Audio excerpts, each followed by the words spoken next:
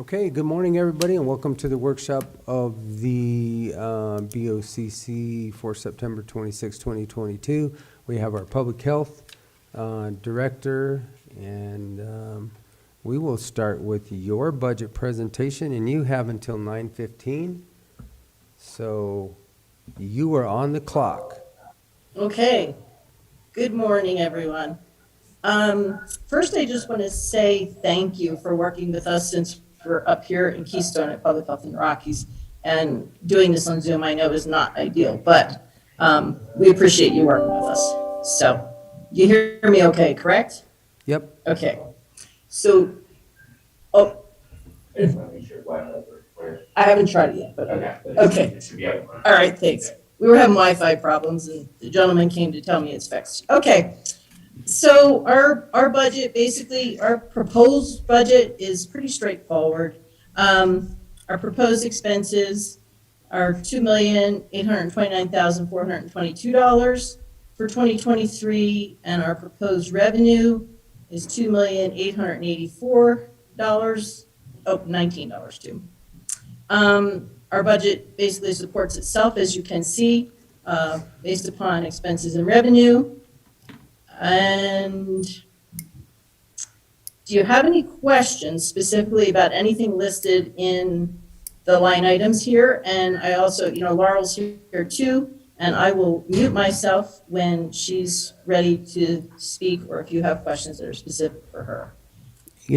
Bobby, I have one question on the waste tire grant. Is that something that we do every year, and that goes to the landfill and that comes through CDPHE, correct? It is a grant that comes through CDPHE. We have not been able to do what we did initially, when we did that tire take back program with the state and our local landfill. It's really underfunded. As you can see, $5,000 doesn't do a whole lot. We have to, I think it's next year that it is up for renewal. They're really limited as to what they allow us to do and what we can do with it. When we launched it, we had more leeway, but at this point, there's not a whole lot more we can do with it. Laurel, do you have any more input to that in regards to waste tire? Yes, can you guys hear me? Yep. Okay, that is a completely different pot of money to do the actual take back. Right now in this budget, this is just mileage and somebody's time for that 5,000. Oh, We okay. do have the option to reach out and ask for more, but they want more collaboration basically with the landfill and advertisement, and it'd have to be a big ordeal, but it's definitely a possibility. Okay. That was the only question that I had. Does anyone else have any questions for us? No.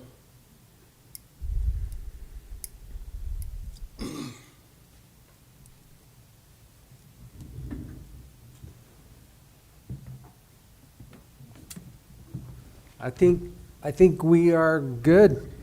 Laurel, Bobby, I don't think we have any other questions. We have it, and Travis, Phaedra? No, we're good. Okay. Well, you guys have a great conference. Enjoy the colors up there. Hopefully there are some, and Yeah. we'll see you at the Board of Health meeting. Okay, sounds good. Thank you All so much. Thank you. Have a Thank good you. one. So next on our agenda, we have GIS, which is supposed to start at 9:15, but he is here and we are here, and we will get going.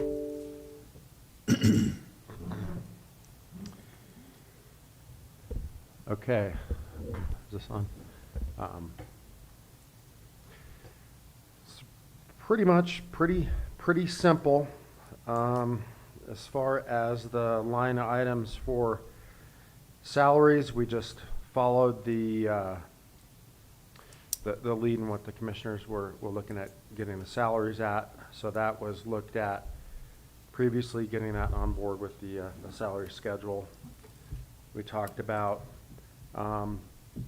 we currently do have a part-time, we're using some part-time salaries since we do have essentially extra salaries money right now, but that's going to go away in 23, so that won't be shown up as line item. Fringe is whatever's calculated from finance. Operating, do need that to go up a little bit, simply because paper and ink, I would say about half of that is paper and ink, and those costs are going up a little bit. In related to that, we did purchase a software extension that allows us to do some network analysis routing for the fire department districts, the fire departments, so that they can better look at, rather than having your mutual aid response drawn on hard lines, we're actually looking at where the mutual aid could be when you're actually routing from the stations and how that mutual aid. So that software extension is one that we've gotten trial bases before, but now we did purchase that, and that allows us to do that work. There seems to be a need and an ask for it, particularly from Cortez Fire. So that's why we did go over by a few $100s in our operating this year. That's typically not the case, and we're going to look at that going forward. Telephone is pretty much standard. Maintenance contracts is pretty much the same. That's being transferred to IT. No change there. And obviously we didn't use a lot of dues, travel, and training the past 2 years. However, I do see us using that amount as we get a new employee in, and hopefully get them going to some new trainings, getting them up to speed. And there is no planned aerial project or other large expenditures for next year. So pretty much same old, no big ask. Okay, questions, gentlemen? In your mapping for the fire departments, do we bill them back for this? We don't. Okay, It's always been done, 25% of our budget comes from 911 funds that, we spend a lot of money on, and that's to cover both addressing, feeding data into the 911 system, and also providing that mapping support. So we almost never do. We have charged at times when they want a large series of maps for those supplies, but we've never charged them for actual time and hours.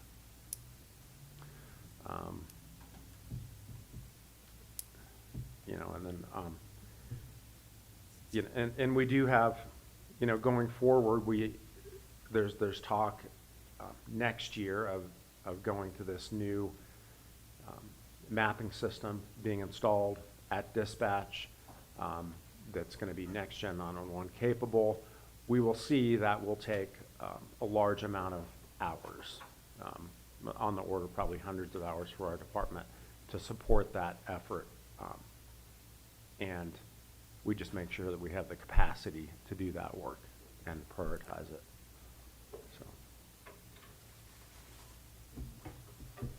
So. Just since we have enough time and we're talking about it a little bit, can you elaborate on that? What do you think is gonna take so many hours? Is it just topography? What are you looking at? For the next gen 911, in my understanding, we've kind of had our eye on this for a while, is that next gen 911 takes, right now, the map on the dispatch computers is kind of like additional information. It shows up, it shows where the addresses are, and a dispatcher can verbally say,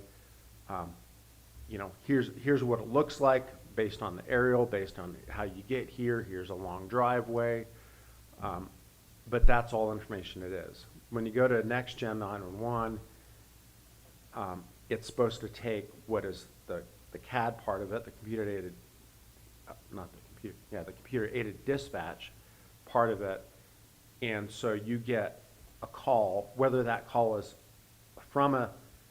located off of an address point or a street center line, or more likely these days, an actual cell phone location, and it will query the map itself to see responding agencies based on that actual location. So it takes and it melds those two systems together and realistically, more accurately, will display which responding agencies are responsible for that actual location. Because the system right now is, and I defer to Lori Johnson, but the system right now is kind of based on street center lines. So, you know, and that leaves out a good portion of, well, okay, well, this house is addressed off of this road at this location, but the house is actually half a mile down here, you know, and is, you know, really in a different response agency, or it could be served differently. So that's part of what the next gen 911 would do. It's a more modern technology. We are reliant much more on mapping data. Mapping data is not just a side benefit, it's actually crucial. So that means that we have to make sure our data is even that much better for it. So. Okay. Any other questions for Doug? No. No, I don't have Okay. any. Okay, sir. Thanks.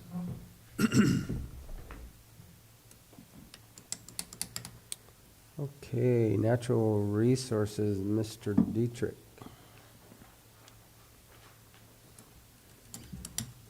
Gosh, we're flying. Should have booked half a day. Morning, everyone. Good morning, James. Okay, so for my budget, the only ask that I'm making is for a 3% increase to the permanent salaries and the 12.68% increase to the fringe benefits. And I believe that is in conformance with whatever everybody else is asking, and that's all I'm asking. For the rest of my budget, I've just left everything completely unchanged. It's been sufficient over the past, almost 10 years. I think I've had a budget that's pretty close to about what I've got right now. So it's always been adequate. I do use the budget for a few things that do come up. I usually attend like maybe one conference or something along those lines per year. May have an occasional cost associated with something. Here's an example of a related cost. Would be the state land board asking for a access permit down to complete the work that we're doing for Pass and Mesa Verde. Something along those lines. It's relatively small that I can handle within my own budget, and that's typically what I use that for. So other than that, my budget is just completely unchanged from what it was last year. Okay, It's too easy. question? Okay, Okay. Well, So- thank you, gentlemen. all right. There's natural resources. Are there any unnatural resources? You know, I've been looking for unnatural resources my entire career. I have yet to identify one, but Okay. that's a really good question. I don't believe they exist, Ken.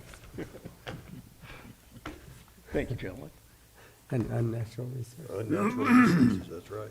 Okay. All right, next, planning.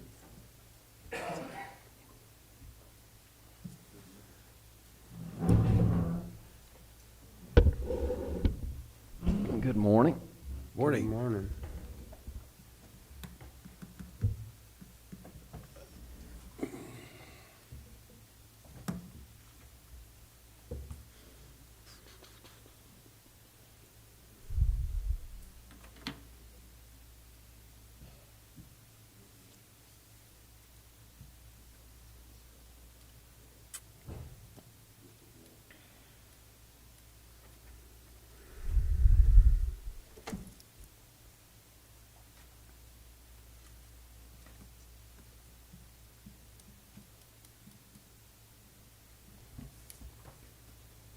Does that look right, Don? No. He submitted his news.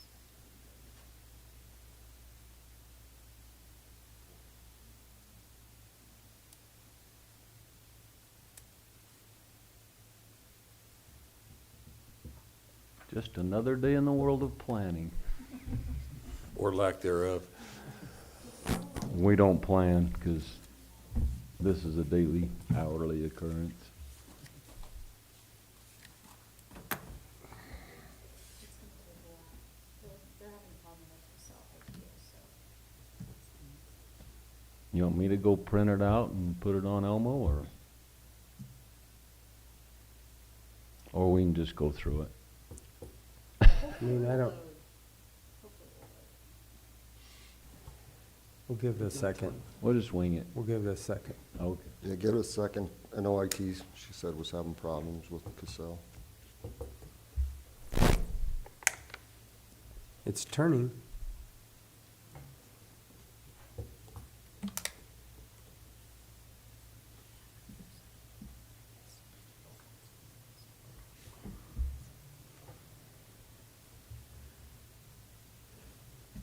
It's just hard to get anywhere when it keeps going in a circle. I don't know why, everyone else is. That's our typical merry-go-round. Everything we do, it comes back around to the same set of properties in the same areas.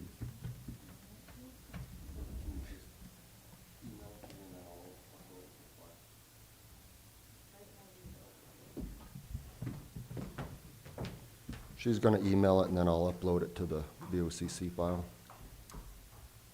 How about putting it in Dropbox and you can test it out? You and I both know that I got Dropbox now. But can you get to it? He doesn't want to try.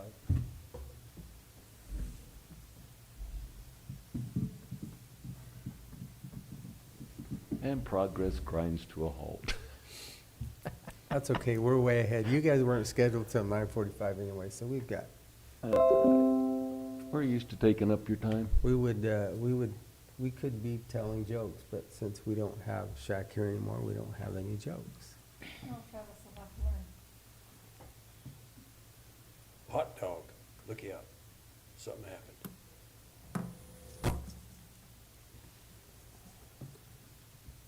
Looks like everybody's. I'll click on it, Don, but I think when it says being reviewed, I don't have access. Yep. You want me to go shut it off my computer? Yeah, see, I don't have the access to it. Denied. So as we're looking at these, if you can't hit a deny on one item because then it locks everything out. So you have to hit deny all, and then it has to go back to the originating. Boy, there's a lot of denial in the planning department, isn't there? Well, that's what I mean. You have to hit deny all, which denies every item. Every line item gets denied. Then you have to submit notes as to what you wanted fixed.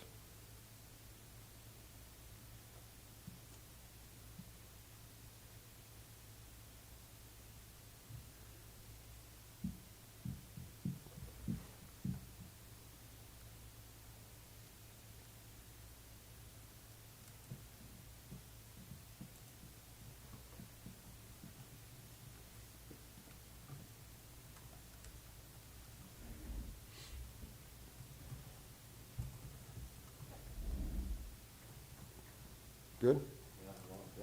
I'll hit refresh and see what happens. Nope.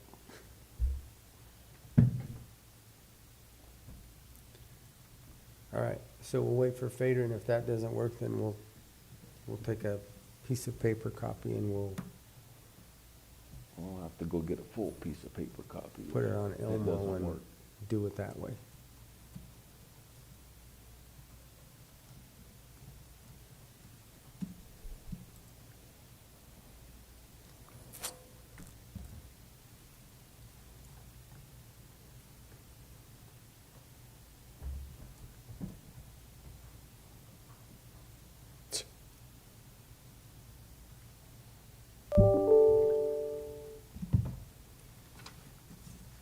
Sounds like you got mail.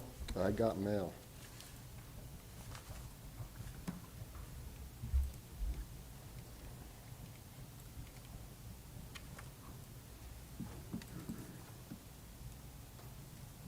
Did you get it? There it is. Just emailed it,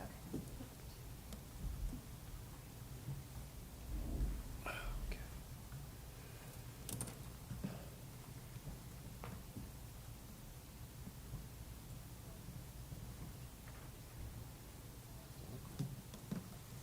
Yeah.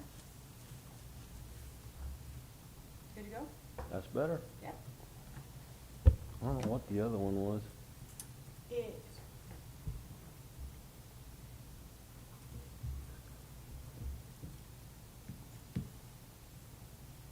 All right, so, the biggest changes we've got there, one is the discussion on salaries, which, that's where we're at preliminary. I'd sent the commissioners some other, information to review, and I know you haven't had time to get back on that yet. Overtime's the same. Payroll tax and insurance has gone up per the equations given to us. Operating expenses are the same. Professional services was our annual dues for our software, SmartGov software that runs through planning, GIS, the health department, Rhoden Bridge department, that we manage and oversee and make sure everything gets completed for all the development in the county. Telephone's the same. Maintenance contracts is the lease on the copier that pretty much our floor uses. Talked with Phaedra, our lease will be up next November of '23, and I know that admin's is gonna be up October. sometime next year, but what we'll look to do is to lease another copier and just have everybody share. Admin's doesn't print colors, so color stuff comes out of ours. How long are those copiers typically good for? Are they like a computer, or are they? This has a 5-year lease. The wording in the contract says that they will only support it for 7 years from the date of first manufacture. I don't know what the first date was. I'm sure we didn't get the first one. So I don't see I mean, it's not a So good option it's- to buy out So it's the like a lease and computer own it, then. and then they just Yeah. tell you. It could have No. sat on the shelf for 2 years. Exactly. Yeah, they might have Yeah. been producing it for 2 years, and when our Yeah. lease is up, they are done supporting it at all ever, so. It's gone. We'll just look to get another similar model, because it covers admin, planning, GIS, natural resources, emergency management. Okay.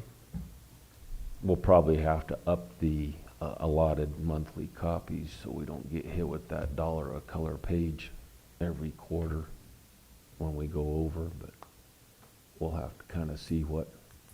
I know Phaedra's trying to get a little less paperful. She's been through a pallet of paper this year that we didn't use in 4 years, so So hopefully we can go there. what's our allotment for color pages? Do you have any? 3,500 copies a quarter, Okay. and they it's bust been us going They over, bust $1 a page for that afterwards? correct. Can we It's- recoup that? Because I know there used to be a law that we could only charge 25 cents. Most of that's coming out of emergency management for all Spratlin's stuff. And then, For color? For yeah, the- it's about $150 a quarter. I mean, it's not extreme, but when we add admin in there, full-time, because black and white's like 25 cents a page, I Yeah. think, or whatever they charge it, but it's, Mhm. we have been going over this year, where last year we didn't all the time, but have some, but Okay. Reimbursement is just going to be publication fees. With newspaper charges up, we charge that back through the applicants, as well as plat reviews, which are charged by the surveyor, and then that's charged back to all the applicants at $75 a plat. So that's like a contract labor, only we don't have a contract on it. And we'll need to, I guess, have a discussion and a meeting to see who's gonna be reviewing plats. That's, doesn't fall under the county surveyor's job duties. It's not covered by their salary as an elected official. So, we were having this conversation the other day. There are only 2 current surveyors, correct, right now in this? That are land surveyors, yeah. We get some plats from, Goff Engineering and some from Sutter Miller. So who are we currently using? Just the 2 locally, or? Yeah, Okay, Four Corners Surveying, or Survey Standard, which is Brian McLaughlin, and then Huddleston's, which is okay. Rita and Gerald. The card I gave Vicky, or not Vicky, Jane, Yeah, I gave it to. okay, that's a nationwide surveying company. I just, they were up there in our alley surveying it, and I asked him what company he was with, because I didn't recognize the name. And he said, Right. we're a nationwide surveying company. Hmm. He said, last week I was in New York, Wow. so. I'm not sure that's I asked- cheap, I but asked him, I said, well, how, New York to how here? do you get your equipment through? And he says, we have, we've got ways we pack it and we freight it to where we're going. wow. Okay. Wow. Yeah, I'm sure that's not We'll gonna see. be inexpensive at all. Yeah. But we'll have to have a discussion on who's gonna do plat reviews, because, Rita has, petitioned as county surveyor. She received enough signatures, so she should be on the ballot in November. Okay, so then that basically takes her out of the mix. No, For- she'll still survey. Right, but for reviewing. Yeah, Or so it's- the way it works now, or did before Ernie quit doing the field survey work, is that Huddleston's would review any survey plat work that he did. But, we're gonna have to sit down and see where Figure out- we're at and where we're going. Who's gonna review their work? Okay. Yeah. Cause it's another item we need timely turnaround on to get all the department's comments in, so. Cause surveyors are behind 4 to 6 weeks as it is, so we really hate to have them go through 3 weeks of plat reviews through all the departments just to get to Mylar.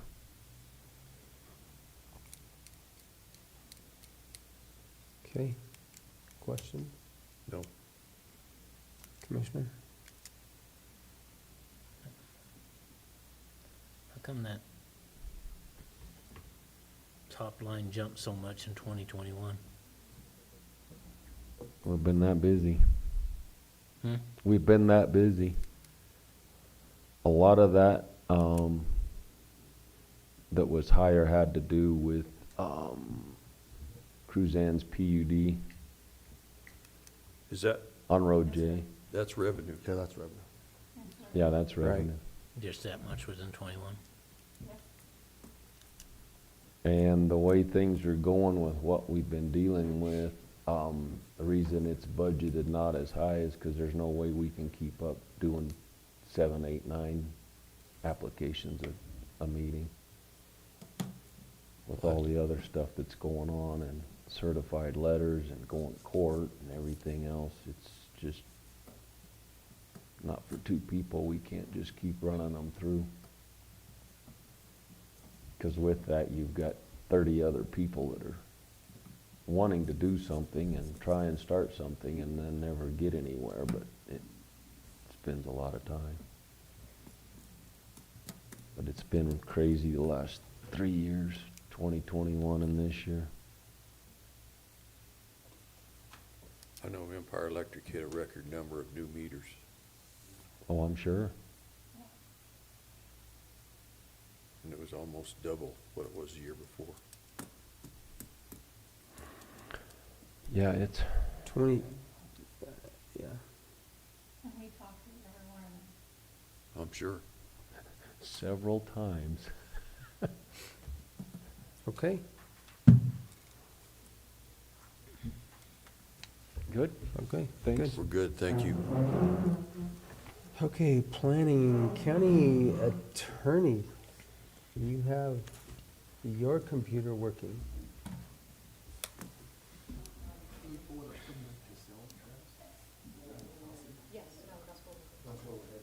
Bear with me one minute. Oh, yeah, no rush. Yeah, you have until 10 o'clock. You got all kinds of time.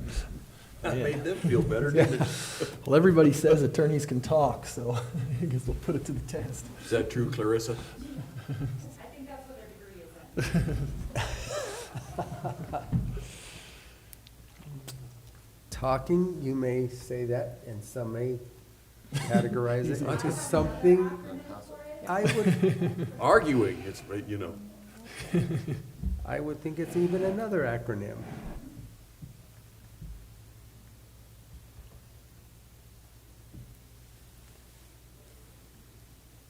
There you go. Okay. Can you see it? Sorry. Yeah, I can. So we're not making any changes to our budget this year other than the recommended increase and the calculation on the fringe benefits. I think that as far as all the other stuff, operating and whatnot, I think we're fine. Last year we did, you'll notice the telephone budget line for 3 telephones, we incorrectly budgeted that, and that's being taken out of our operating expenses this year. So we just moved a line item. We had a telephone line item, but it didn't get in there correctly. So we're putting that in, but everything else remains the same. Steve and I generally tend to go to at least one training a year. I'm thinking Steve may go to a second one just because he's still new, so he'll do the Summer County Attorneys Conference and then probably the winter one as well. I've just been going to the summer one, and I'll probably continue to do that because a lot of the information at the winter one is repetitive. And so I don't see the point of necessarily going to 2, but pretty straightforward on our end.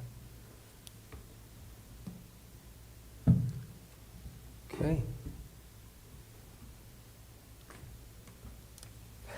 How can you argue with that? Pretty easy, I know. but I guess Ian's the exception. I guess Ian's the exception. But we have Clarissa coming up, so get prepared. Any other questions? I don't have any, it's pretty straightforward. Okay, all right. Well, ours is next, but since you're here, Clarissa, I'll let you get back to work, so we'll let you go. We'll let you go next.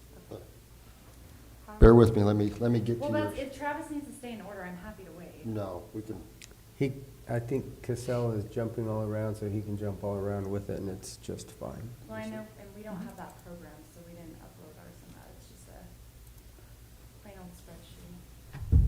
So, obviously, similar to other departments, we're seeing increase in operating costs. You know, everyone's having to make changes to that, delivery, supplies, anything fuel related, that's all increasing. We've seen between a 3% and 5%. I believe we only asked, I can't remember now, Travis, what, I gave Matt all my notes on it. Looks like 3. Yeah, I think 3% increase on that. And then we asked for, another issue that we have, and I know this is unrealistic for the county, but our biggest competitor for jobs is the state, the courthouse, and they just saw an 11% increase. Their entry-level minimum, no previous experience required court clerk position is starting at $47,000 a year. Yeah. Ours was starting at 35. We increased it to 37, but that's still a $10,000 difference between their starting and our starting. We were able to, poach some of our employees a couple of years ago because we offered some flexibility with, being able to go pick up your kids and then drop them off and then come back, kind of thing that the court wasn't necessarily allowing. So a lot of them were happy to make the change, even with a cut in salary, but this is now a huge gap. That is just, like I said, I know that it's not realistic for the county to make that big of a jump, but that's what we're fighting against. That's what we're facing. And so we did ask for a cost of living increase for the salaries. And then we asked for a larger portion of fringe benefits because we do have 4 new grant funded positions, which is incredibly helpful to help with salaries. But because the way that the grants are written, we have to be responsible for the fringe benefits, or at least the majority of them. All of these positions can only be, I think it's 95% of the salary that the grant can cover and up to 50% of fringe. So it's still a really large portion that the county has to be responsible for. So that's why we asked for a larger increase in the fringe benefits, is to help cover those grant-funded positions. So, that's what we're dealing with. We tried keeping everything else relatively, similar. We haven't seen increases in insurance, for the attorneys, like liability insurance, So things like it, that. it moved almost $100,000 for just those 4 grant-funded positions? Mhm. Taxes, 84,000. retirement, yeah, Is health that- is that insurance, still About the $84,000.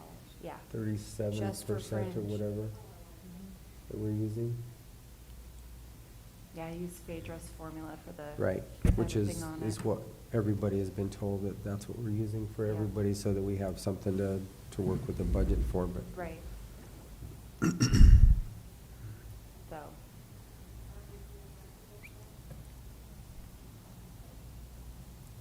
So you did more than 3% on the salaries then? I feel like we tried doing 5% just to try to keep competitive. I know that's probably not realistic that we'll get that, but, we are trying to keep somewhat competitive with the state, and 11 is absolutely, unreasonable to ask for, so we did ask for 5 on the salaries. And I know inflation's hitting, everyone very hard as well. That's been part of the issue with us hiring attorneys, is they come here, they see the salary pay, and then they see the cost of living, and we've had people flat out tell us to our face, absolutely not, I can't afford to take that kind of pay cut or make the same pay and have an increased cost of living because the housing. So, It's hitting everybody. yeah. Everyone, that's not just. The places that we're trying to advertise for attorneys, that hopefully it's not such a sticker shock, we're trying to do, parts of Arizona and like the Denver metro area kind of stuff. So we're trying to be strategic in where we advertise so that it's not such a sticker shock for people. We stopped advertising in Texas because that's just, we're like, oh, Texans want to move here, might as well try to advertise there. But they see the housing and, they just balk at us. Housing's considerably cheaper in Texas than it is here. Yeah, you can buy a mini mansion for $300,000, so it's really hard to compete with when you have double wides and single wides on, quarter acre lot Right. going for the same price right now. So we try to push that, hey, it's in Colorado at least, but they don't like that necessarily, so not quite worth the move for them. But yeah, so trying to be a little more strategic in our advertising approach as well, with that in mind. Because we are still short attorneys. Are your grants covering more than just salaries though? Can you? Yes, so they are covering 95% of the salary, and I forget what they approved us, it was like 15 or 20% of fringe for some of them, so. I just got notice back, I don't know, 2 or 3 weeks ago about what our grants were gonna cover, and they weren't what we asked for. Are they not covering any of your operating or? Nope, they won't. It's just the. Yeah. Is that they a will- state grant or a federal grant? Both, Both? yeah. Mostly federal. Yeah, and the feds don't like, they have dropped training that they won't pay for, they've dropped supplies that they won't pay for, in our area specifically. I have no idea, I'm sure other federal grants cover that kind of stuff, but the ones that we apply for and the ones for what we are using it for won't cover that. They're looking for, it's for victim services, and so, in our diversion program, and they're looking for personnel for direct services to people. They're not looking for operational costs or stuff like that. They don't want to pay for that stuff. They want to pay for services to people. So, they'll pay for treatment, which we do have a grant for. Right. Which has been very helpful, but they don't want to cover the postage and the printing. We ask for increases from them every single year. I think there was a big release of federal money a couple years ago, and we were able to add 2 positions that way, and we've been able to maintain that. I think this is the first year that I haven't gotten what I asked for or an increase. So I know they've been telling us for a couple years now, like, we released this large sum of money, but that's all you guys are getting, and then it's gonna start dwindling back down. So I think now we're finally starting to see that dwindling down a little bit from the federal grants. It's a very specific pool of money that we get this from. It's from federal criminals, like property crime and embezzlement and stuff like that. So it's a very specific pool of money that the grants come from. Just to give you guys probably more information than you needed, but that's the No, background of I- it. A lot of thoughts running through. You know, it's, I mean, it's defunding. Yes, very much so. And our argument every year is we're required by statute. You know, homeless shelters are great, domestic violence centers are great, treatment centers are great, but our office is mandated by statute to provide services, so you guys need to fund us. correct. So And that's that's our always pitch our every point, single is year. that they mandate, and then they don't fund them. And then we get stuck carrying it. Yep. Yeah, that's what's happening with the bond. Yeah, you weekend go to the bond grocery hearings. store and walk out with your stuff, you better be paying for it. Mhm. But this way, they want their stuff and be able to walk out the door without paying. Yeah. Preaching to the choir, Jim. Mhm. So, There's gonna come a point where we say Okay. to them, no. right, and that's the thing, I mean, what are we all supposed to do? Because we're not the only rural jurisdiction in Colorado. Right. And we're not the only ones being hit, you know, with financial issues. Rural hospitals are the same way right now. Mhm. Yeah, yeah, I don't understand. Well, that was the whole thing with the weekend bond hearing too. It's like, okay, great, you guys push this law, the public defenders specifically push to have this law passed. It gets passed. Judges, state, public defenders, everybody else subcontracts out. Guess who gets stuck actually doing the work and having to be in on Right. the weekends with no extra incentive? So, we've already been dealing with it and facing it. And they don't work weekends. No, no. They have hired contracted people who said, yeah, give me, you know, 20 grand a year and I'll do it. So we don't have that luxury. Crazy world, right? Crazy world what we're all dealing with right now. Because I know, like I said, I know we're not the only department that's facing this type of stuff. So it's just, I don't know how they expect communities to function, but we're trying to make it work. Okay. So, any Questions? other questions? One Okay. off the Nope. wall, one off the wall. Sure. You guys run a lot of public notices. You do a lot of public notices. I'm gonna beat this bandwagon all day long. I run one Do you? a year, yeah, it's for my, it's for a grant application. I oversee a board Okay. that funds some of the victim service agencies in the community. I oversee the board that handles the money for it, and so I run one public notice a year Okay, for that. because we're seeing costs go, our public notices just go nuts. I think, 2 years ago, it was around $80, and the bill that I just got for it, because I just ran it in September, the bill I just got for it was $140. Oh. So almost double Double. what it was last year, or 2 years ago, I think. I don't remember what it was last year, but, yeah. We've got to figure out a way to get this so we can publish our own. And, you know, with internet and technology the way it is, I don't see, you know, all that's standing in our way as a state legislature. Right. Yeah, I'm seeing the same thing with I get- advertising too, because we've been advertising for an attorney, you Yeah. know, for over a year at this point. That's increased, and then I also called a recruitment company, and they said, yeah, sure, we'll do it using the exact same avenues that you have been, but we're gonna charge you 25% of the salary. So, First year salary or, yes, okay, which for an attorney, that's $13,000. right. So, I figured I might be in the wrong business, maybe I need to go do some recruiting, but obviously I haven't had any luck myself. I thought you were recruiting. Yeah, I've been trying to. You're trying to recruit. Yeah. Wait a minute. Been trying to, Okay. so. Anything else, gentlemen? No, thank you very much. Yeah, thank you. Okay.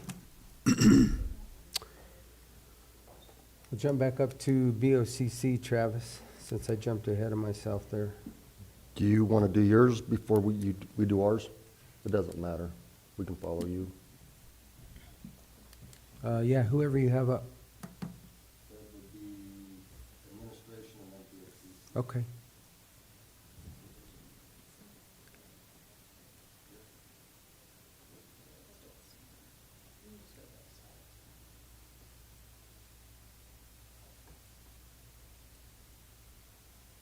Oh gosh, this is so little, I jumped way ahead. Now I'm better. Okay. So if you look, You put them all together is why I goofed it up, because it just says county attorney. you'll see an increase in ours. Basically, the increase for the permanent salaries just included the 3% currently, but we also took employees from the BOCC that was under your budget, which would be the grant writer. grant writer and PIO. Yep. So they're under ours as well as our new administrative assistant. The training increased a little bit. That was due to the fact of we're trying to bring some training in. Also, we need to get the office ladies trained up on Cassell, some HR issues, just stay current, and as well as our new hire to be trained. And then we do have the economic development coordinator is in our budget now. This is what she has left in her grant. So we get reimbursed 67% of that. Her grant ends in June of 2023. That was it. So we're trying to see if it can be 2 year, extended. Yeah. 2-year grant, right? But we weren't able to find someone until a quarter behind, so we have extra funds, so we're trying to see if we can get that extended, but we don't know yet. This time they haven't called us to let us know. And then you'll see down here with the county pool vehicles. So instead of what we thought we would do this year would put all the county pool vehicles under admin, and that would save a lot of headache of trying to bill individual departments. If you really look at it, it's gonna be kind of a wash, and I doubt we'll use 15,000, but we wanted to put that in there just for the first year to see where we're at. And that was part of the conversation that we had had with Shane when he came in and kind of told us the 4 vehicles that he was planning on using. You guys remember that conversation? Right. So when we kind of worked on this, that was the number, and that's what we came up with, and that way it's just under admin.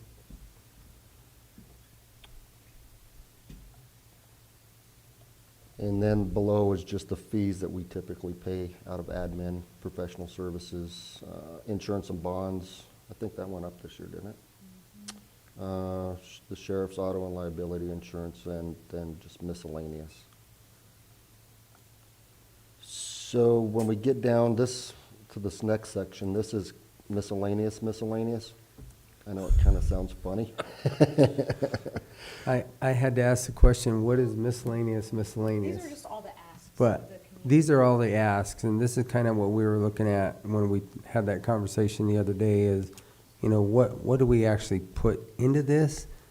And I think we said we were gonna put in 70,000, but if you look at it right now, it's at 89,385. So it's kind of a matter of, you know, what do we wanna do with it? Region 9 is a high one because we went from the 6,600, I believe, somewhere roughly right there, Roughly. because of the presentation that they had of absorbing the COG. We do have a Region 9 meeting this week on Thursday, and if I remember correctly, Laura did say that that was the ask, but she would also take whatever. So you guys need to think about that one too, because it's significant. It was a significant increase to us. 3 times, 300%. And then also one of these axes, I'm not sure which axis, it could either be the detox or the acute treatment. There is an MOU through 2023, so that'll be a set figure for this year. I believe it is the detox that has the MOU, so it would be up to you, gentlemen, if you wanted to continue funding this, at what cost you want to fund it. And I believe we just got Community Connections request Friday.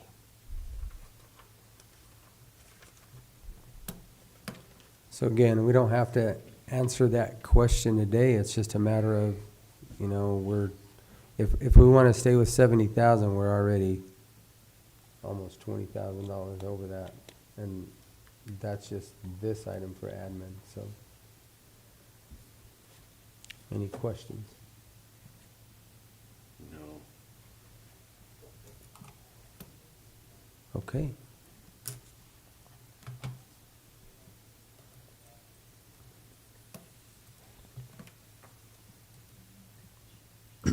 How many libraries are there now? I know of the 3, but is, That's, to my knowledge, that's all there are, just the 3. yeah, the city and all 3, Mancos, Dolores, and Cortez. And we have had requests from Dolores in the past, Yeah, but it's always been consistent that the board has given to the city. right.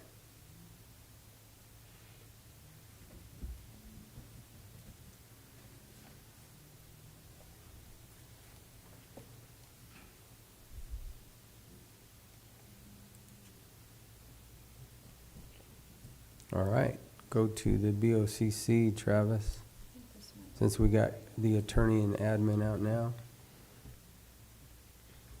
This may not be the correct one. Jim just let me know that he's having problems with Cassell. Yeah, but I think we can go back to the budget summary. I think that will show Uh-huh. the most recent one. Osprey's down, Shelter's down. He just said, yes, we do. Yes, we do. Maybe that's why. We can try it out. That's where my kid's at. He's gonna be real happy about that. Okay, sorry, are we Maybe not ready? the district court, they get- IT's having to reboot the server. so Okay, we got that's plenty why- of time. We're way ahead. Man, 10 o'clock. We're way ahead. your son may be there a while if he gets selected.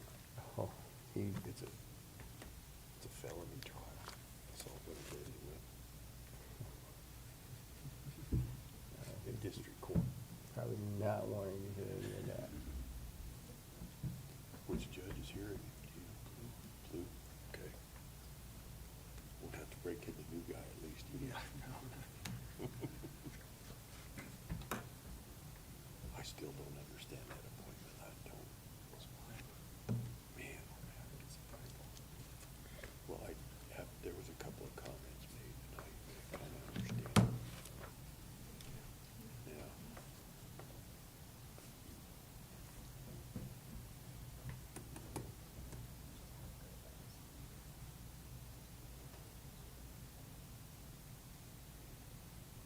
Are we back up? That's plenty.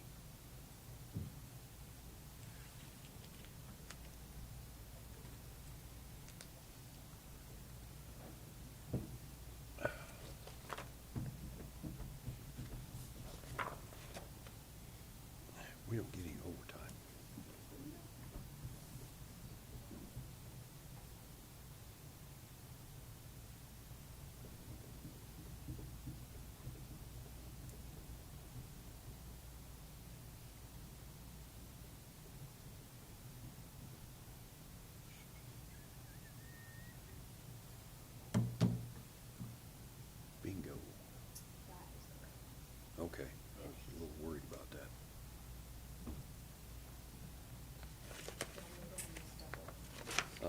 That's what I kind of thought that was a big number.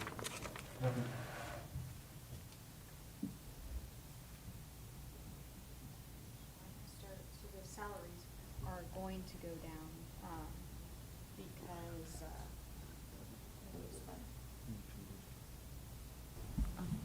thanks, Ian. So the salaries went down because we did, remove Nicole, the grant writer, from your budget and moved that to administration budget.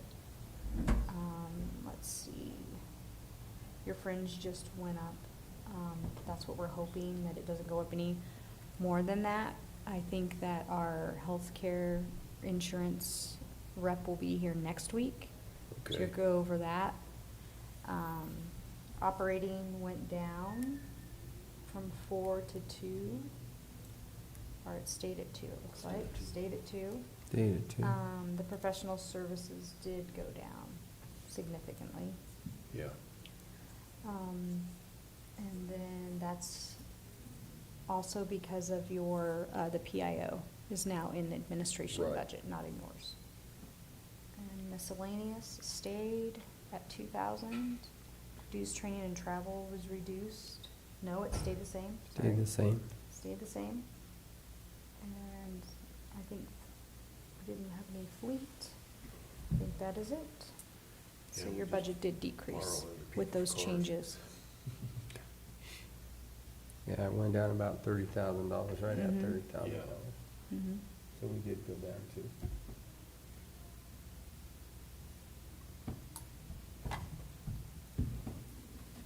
Questions? No. No? There was only one increase, and that was, I believe, yours. What's that? Your, the Your only salary increase, will- your Oh, yeah. salary. That Yeah, was the that'll only change. increase. So that'll change every 2 years.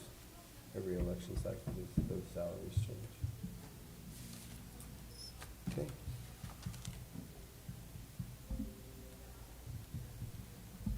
All right, very good. All right, district attorney, we're done with. I see smiles in the back, and we have next, assessor who is not here, so we'll go to the treasurer. And Kim, you can come up because you're gonna be right after her.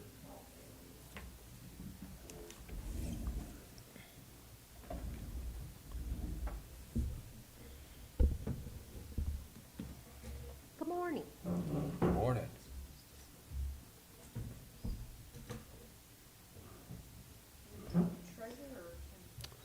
We will do, Ellen, the treasurer.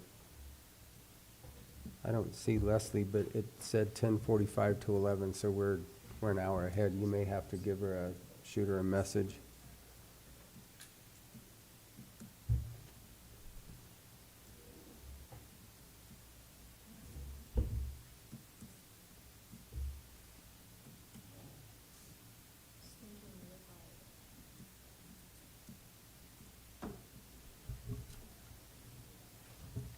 Gotta love technology. I couldn't get his side to pop up either earlier. Yeah, he's having some issues. He's working on it. Apparently a transformer blew up? I think Is that so, what they're saying? probably. Might have to go steal one from the fairgrounds.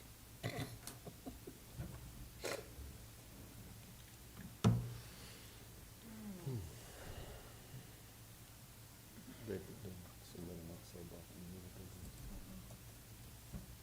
No, we don't. Trying to figure out where that transformer's at, I can't remember. Might be a pad. Wonder if somebody smacked one of them pads out there. That's what I'm saying, I mean, Yeah, I can go. that, But then it's going to be the same. almost a half a mile. I think there's a, Try to load. there And might then be a the big routing one, one. there might be a big one hanging down there at Mildred Empire. Mm-hmm. Yep, Yeah, there is. but if that one blew, it'd take out the whole. Yeah, you could take out a lot Do more you than have just your a. copy, Ellen? Yeah.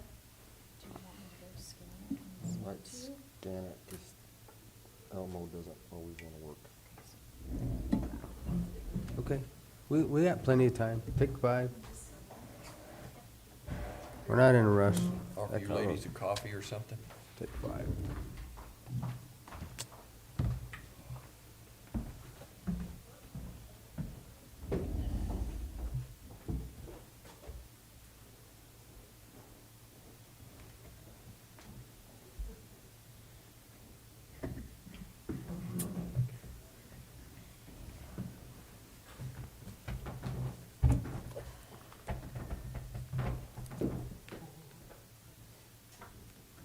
Snuck door's open over there. Does it? Yeah. Did you guys fire me? Huh? My name tag's gone. Did you fire me? Yeah, we did. You sent a replacement in, we didn't have a name tag. She was very nervous. She said you guys treated her nicely.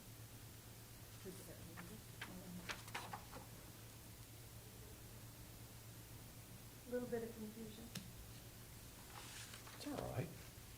How we know? It gets done. How we know?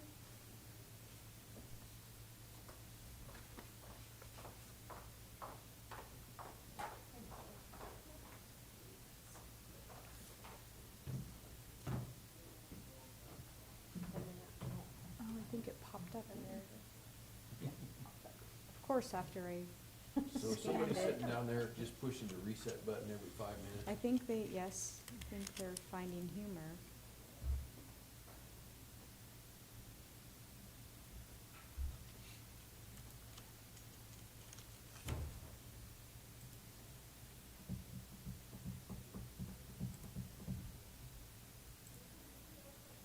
Does that look right, Ellen? Yes. Okay.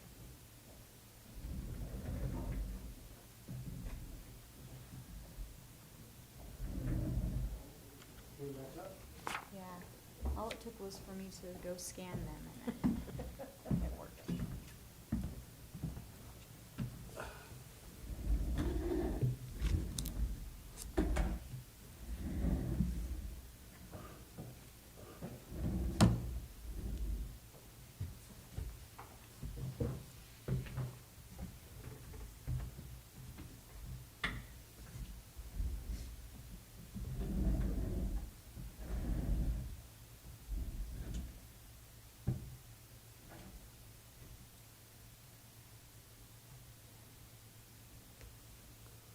We'll wait for Travis.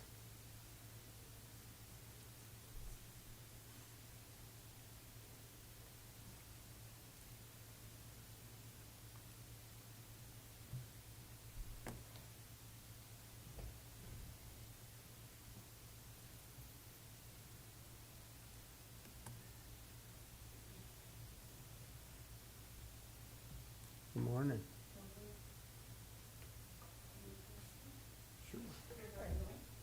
No, we're waiting just for getting ready to Travis. I start haven't with started. Ellen.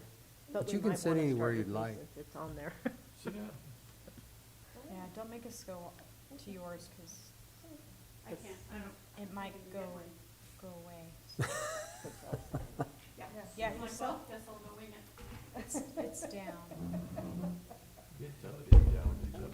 I know. It was working fine last week.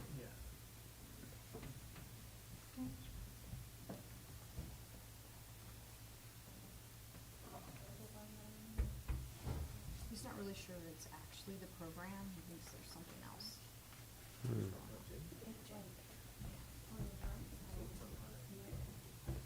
Did you email it to me? As soon as I went and scanned it, it worked. Oh, That's what happens, right? right, okay.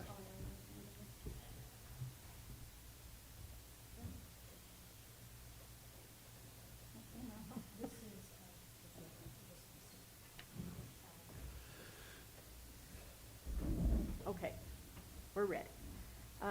So salaries, I just increased as you directed.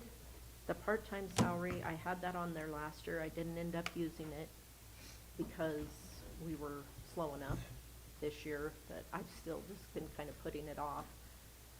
But I can still foresee that it's gonna happen. Last time we had this kind of economy, we got slammed with foreclosures, so like triple the amount we normally do. So I keep thinking that that wave is coming. It's coming, but it's coming slower, so anyway, I just left that in there. Fringe, of course, that went up, as always.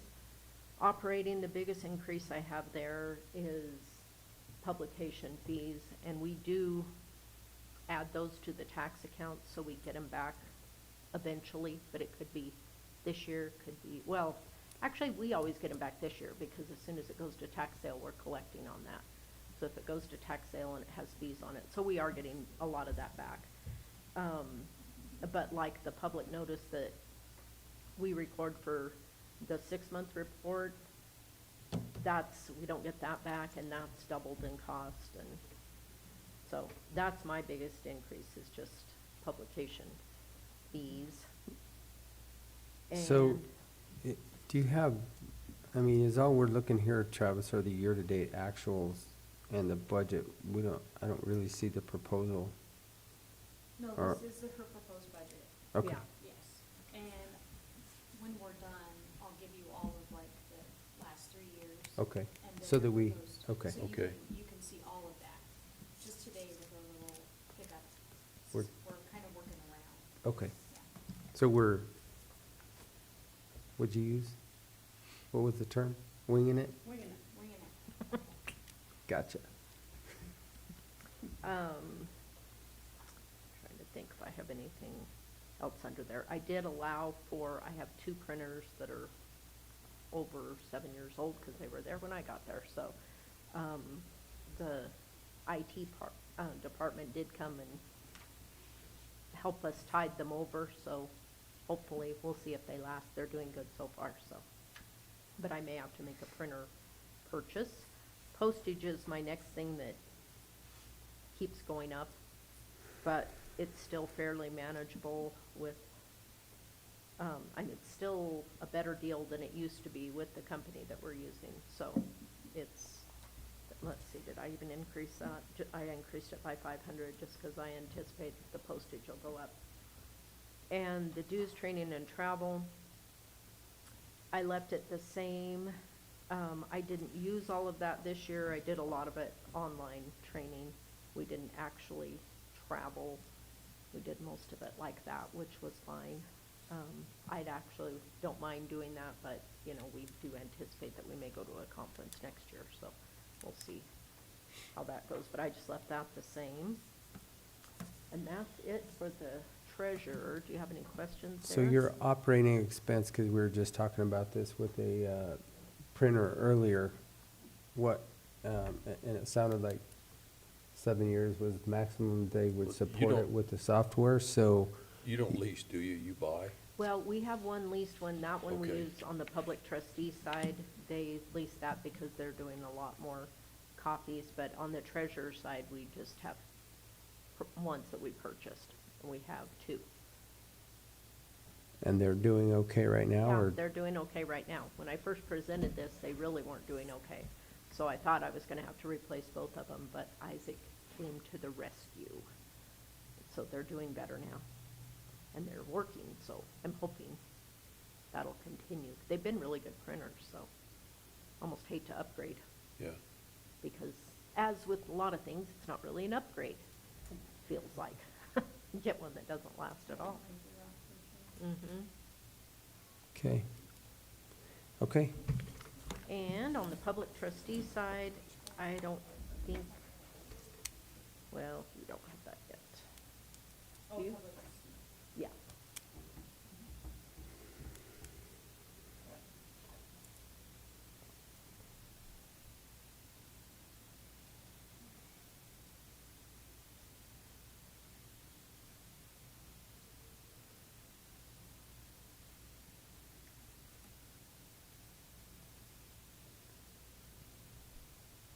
Oh, there it is, okay.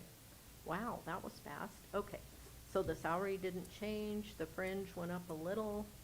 Actually, it didn't go up. That should be the same as it was last year. The operating just went up very little, and I don't foresee anything big on that side.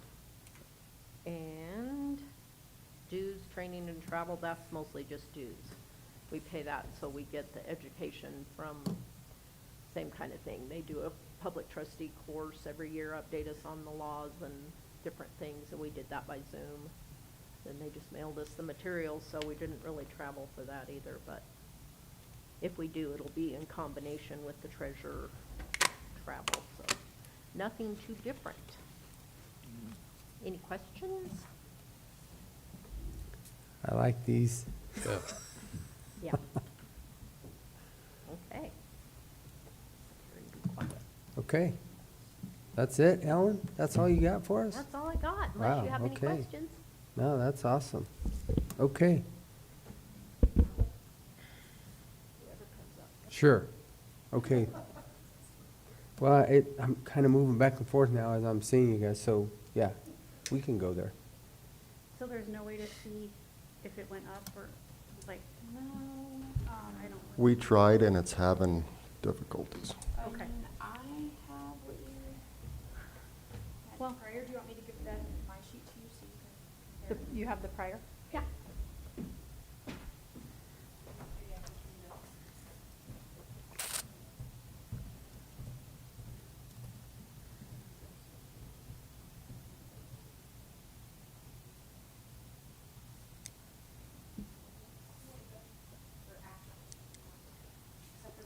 So actual is in like right now?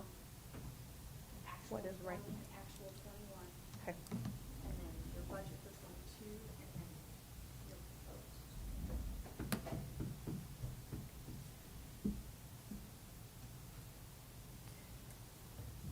Well, I think pretty much the only things that did change on my budget are, of course, the salaries went up and the fringe benefits went up to meet the, you know, what we were asked to do. Operating expenses stayed the same. I do think I increased my fuel. I don't remember. Because you had those, with your vehicle expenses. Yeah, so we separated out the fuel and the Vehicle expenses, so I maintenance. do have, you know, that Right. new line item. I believe dues and training did go down because we are doing almost everything online. I go to my 2 conferences and my assessor dues. Other than that, we're just training online, which actually has been pretty nice. Postage is up 10,000 this year because it is a reval year, so we'll be mailing out all the NOVs in May. And I do believe my professional services went down a little bit. I took my Kinder Morgan expenses out of there because we're at the end, so I don't need to carry any money for attorney's fees on that. And I just have the task and the commercial appraiser in there. His fees did go up this year.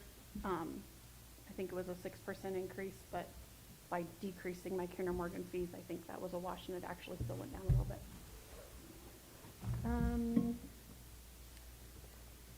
I think that's the 5,000 miscellaneous is for a new map cabinet. And that's it. Pretty simple. The only thing that really changed is just the fuel line and then the salaries. And then every other year, the postage goes up and down. Okay, That's about it. questions? No, Sure. Okay, Easy peasy. all right. Okay, Kim.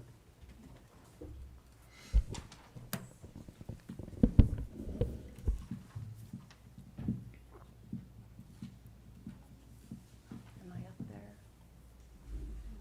There.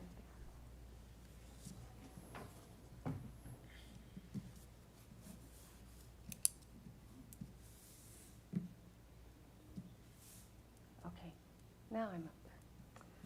So on our budget for the clerk and recorders, we did what was requested of us on the permanent salaries with the cost of living raise. I did add overtime this time. I've never had overtime before, but that's because we've had that change, and we do get, my motor vehicle clerks usually earn overtime weekly. So what I did was I just averaged that out to the best of my guess, because I don't know. Sometimes they're there till 6 o'clock at night, and sometimes they're there till 5 o'clock. So I just did an estimate on what it's gonna cost. And then we always have overtime in elections, especially during, next year we'll only have one election, so it shouldn't be too bad. But when we have primaries and presidential primaries, we always have elections for those, or overtime for those. My fringe benefits was as proposed by administration.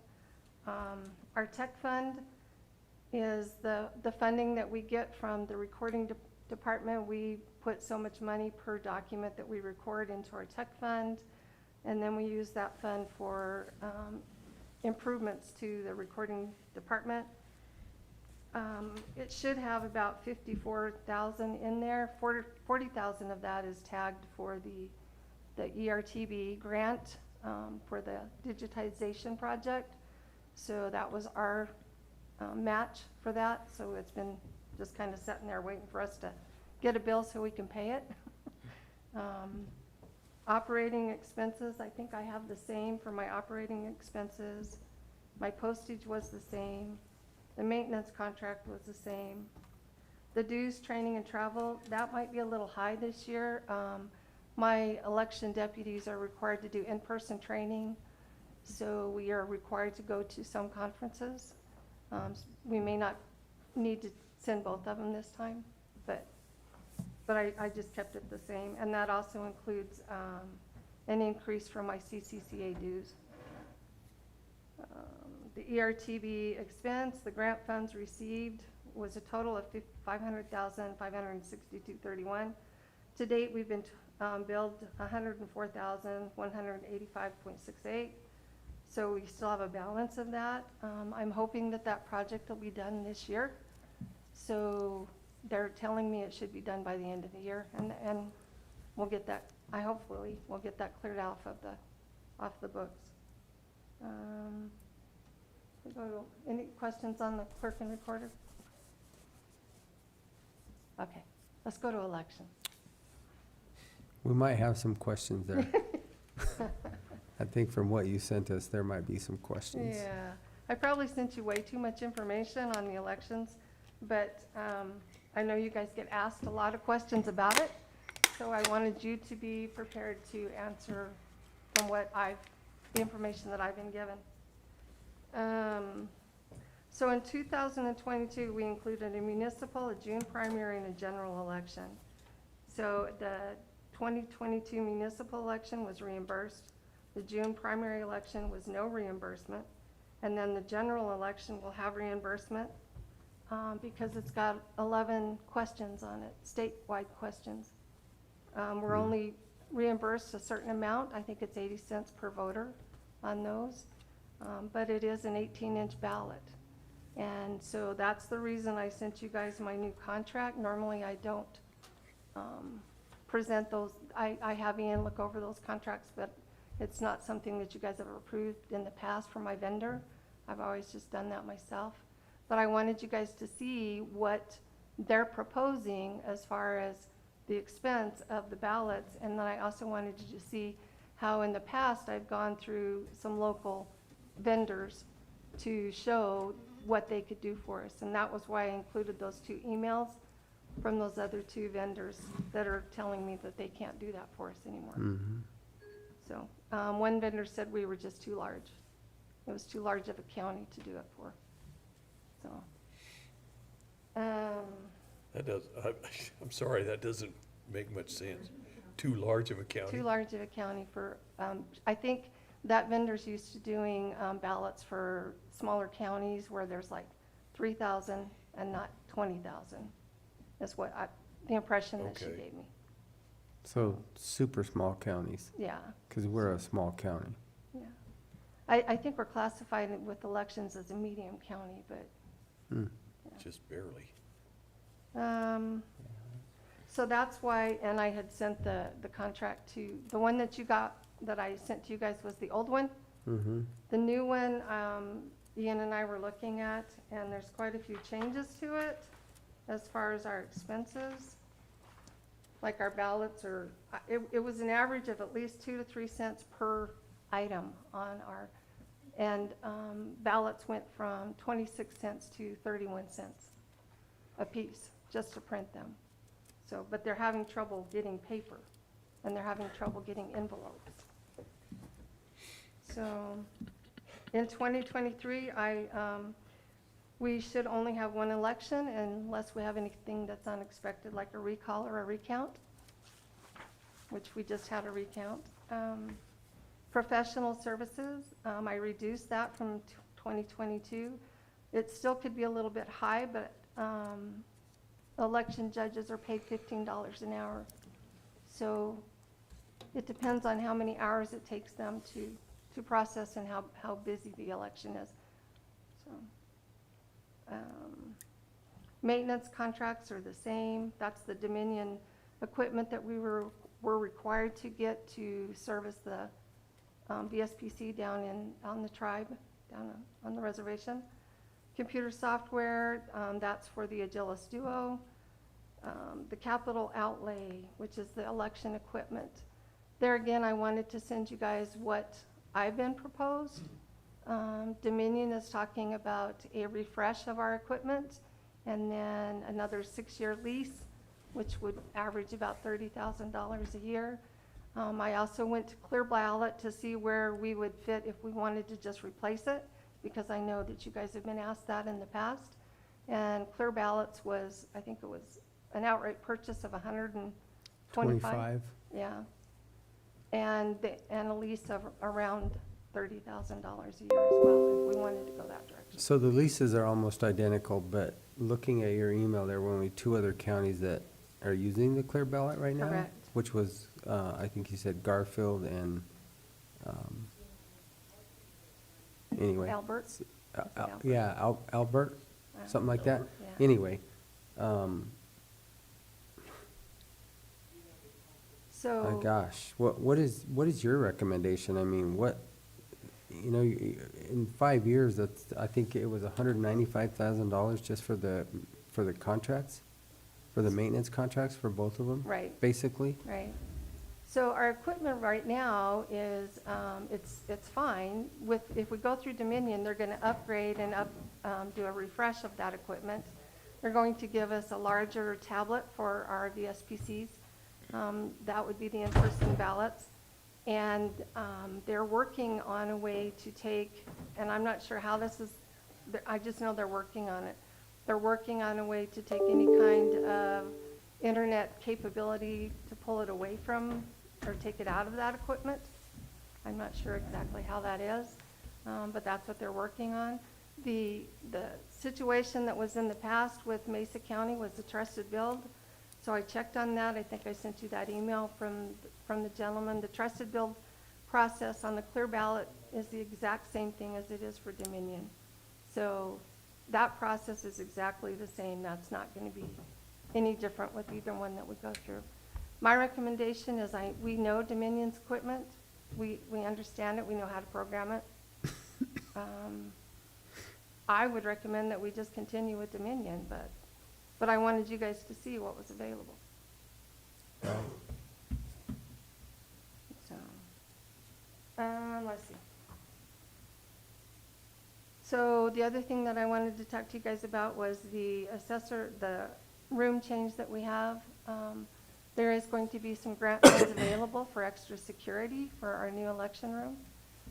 We were hoping to use that for the cameras that we just purchased, but since we already purchased them, we can't, but we're going to see what we can do as far as security for that new election room with those grant funds. Let's see. And you'll be able to use that new election room this cycle, right, in November? Not No? until next year, Okay. because we're right in the middle of this election. We already have our military ballots that went out. So So we're just, you're yeah, I don't Just want to. staying in the little room? Yeah. Gotcha. We'll wait until the first of the year for that. Right now, we currently have some of our election equipment, or not election equipment, but records stored out at the Rhoden Bridge Department, and we'd like to see if we can't vacate that room for the Rhoden Bridge and bring those into our office and include them with this new change in that room. So, and that would give them an extra room out at. Right, and then you have enough room in that new room that Leslie's giving up. hoping, yeah. So, that's all I had for you. Okay. So there's like an L-shaped 7-foot downstairs, they're attached to the wall. Okay. Questions, gentlemen, No. on the machines or anything? Okay. All right.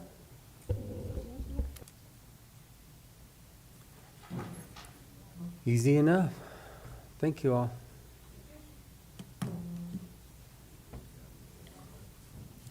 Okay. We finished the clerk, recorder, the treasurer, the assessor. I guess we are left with Mr. Spratlin. Which would you like to start with, CIP or emergency management? Good morning. That's on now. All right. CIP, we can just do that, it's really fast. Real quick, Jim, so you have two CIPs or you have a whole bunch of CIPs up here? Which one do you want? Well, I got the narrative that you all got, you can read it. And then just the budget is all you need to pull up. I think it There's was one in of these. Excel. The last one that we got was all in Excel. Yeah, the Excel one, that one will work, I think.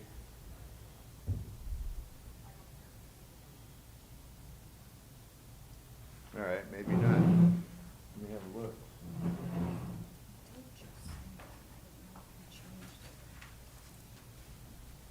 Did you revise? Yeah, that's all revised, I sent you the new one. Yeah. Was it last week?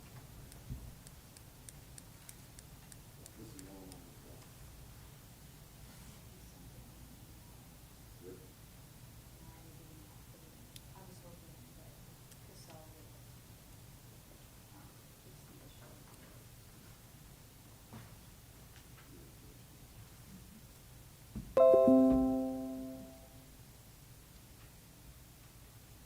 All right, I'll make a copy really quick.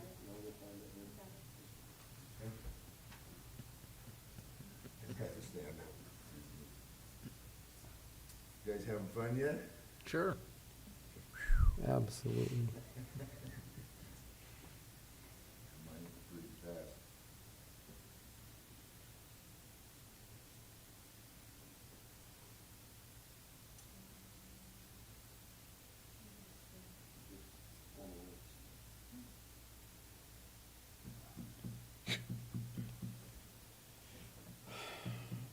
Maybe we should be having a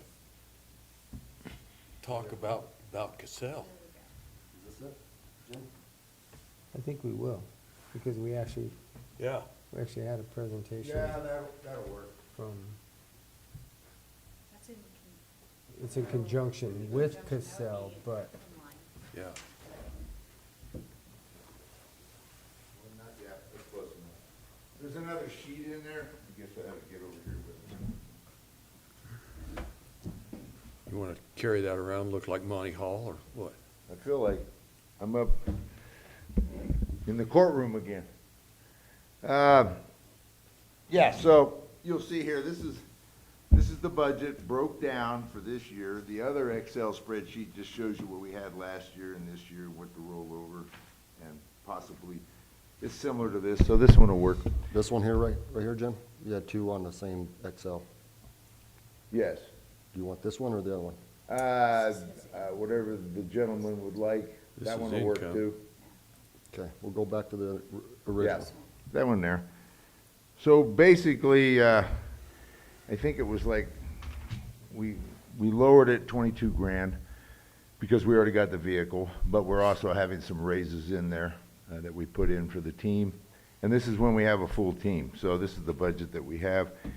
Calculating what I've already got the invoices in for September, trying to keep track of that versus the grant that they've approved, and we're waiting for them to sign the contract and us, so that may be October 15th. But the best thing I can do here now is the rollover funds are 190,889.81. So that's what we're looking at rolling over. Show the other one, Travis. And you can see the breakdown at that 190.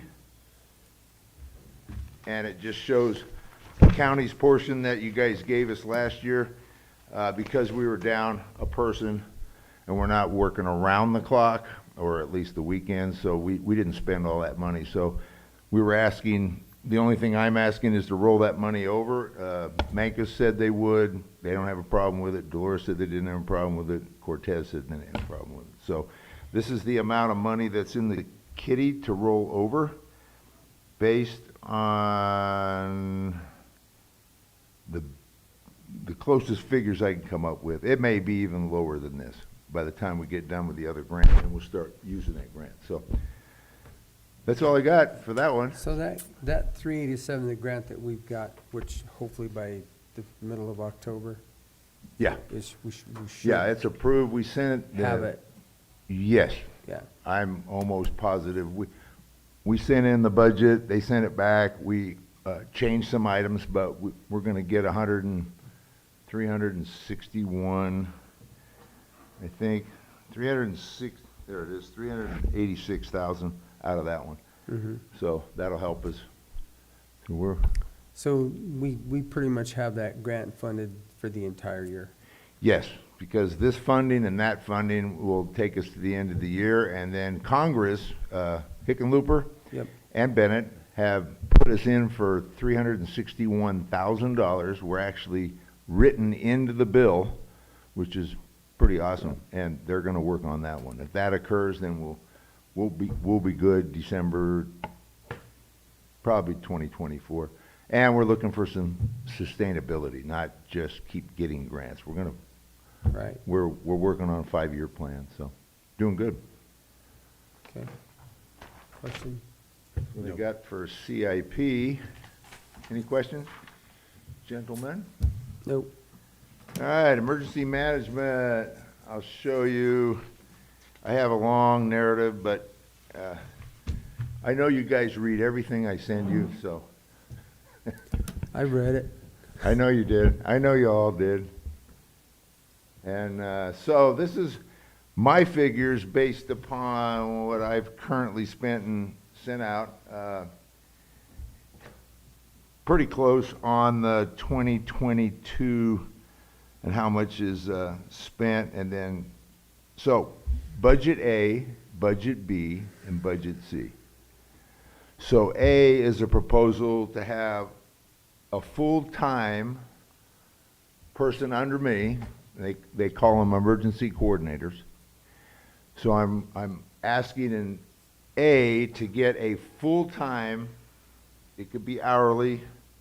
I believe I recommended a wage at 26. I think it's 2612. Yep, 2612 to start with. And those are the breakdowns of the 2612. It's proposed, and this would be what I believe is this would be exempt. This would be a salary position. We're done. We don't have overtime. You wouldn't have to pay that extra amount of overtime when we're going out on calls, blah, blah, blah. And then the additional amounts that are in the following, of course, are the fringe benefits that go up. And then I'm trying to keep it about the same as budget B. So the increase to the budget would be, I had that written down. Real quick, Jim, on your budget B. Yep. On your fringe. Yes. That can't be right. Yeah, no, well, that's part-time, sorry. That's part-time. That's not full-time, no benefits in B.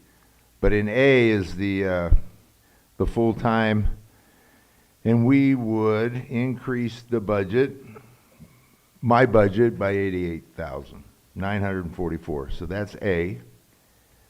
Proposal B is a part-time emergency coordinator, 29 hours a week. I did throw in of course, that's my salary as well, and the part-time. in there. This is including me and the part-time at 40,000. The benefits are minimal. And then, of course, all the same amount that we're gonna utilize for two of us in there, which we discussed at our budget hearing, cut back on this and add this, et cetera. And then if you don't like A and B, I have C. That's me. No additional employee. And this was calculated on what we discussed as well, and you can see that the cell phone goes down and the fuel goes down and the operating expenses go down. So that would, if we go to C, of course, it's $7,724 increased in my budget. And the EMPG grant, based on population, which is unfortunate, it's not based on how much work we do or how great our county is, it's based on population, so you only get a maximum of 60,000. But in proposal A, we would get 60 in reimbursement. Proposal B, we would get 60, so we'd have to put out a little more. And then in proposal C, they'll pay half, which is 54,000.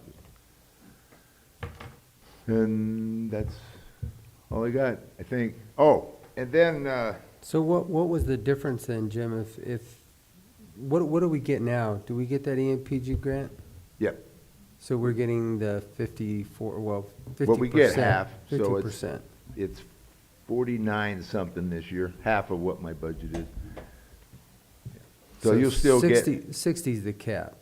60 is the cap, right, based on population. Right. We're hoping to increase that next year, but right now, the forecast is maximum because of our population, I get 60 grand. Denver gets a lot more. So the 60 wouldn't cover 100% of the FTE? No. No, it would, It would only cover a portion of it, because your benefits on your narrative was 78,000. right, so you would have So to you're cough up. 20,000 short from covering that. Yeah, or 13,000, yeah. 18,000. 13 on proposition, budget B, and then, of course, budget A, 120, so you're looking at what, 70,000 in addition Mhm. that you would have to pay, the EMPG wouldn't pay. Real quick, Jim, kind of walk us through budget B and budget C. Because if we're looking at it on face value, it's your 133 at the bottom. Uh-huh.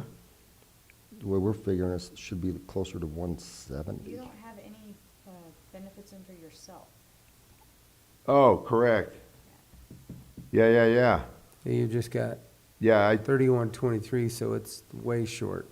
so we needed to add 23,928. To that. Sorry. That's what I thought, yeah. Changing this numerous times, yeah, so we gotta add 23,928. So that would, that would raise it up.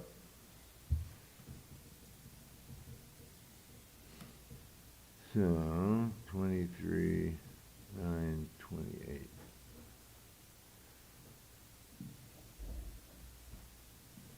So the total would be, instead of 133,449, it would be 157,377. Yep, thank you. I missed that. Because that would be adding my benefits into that package.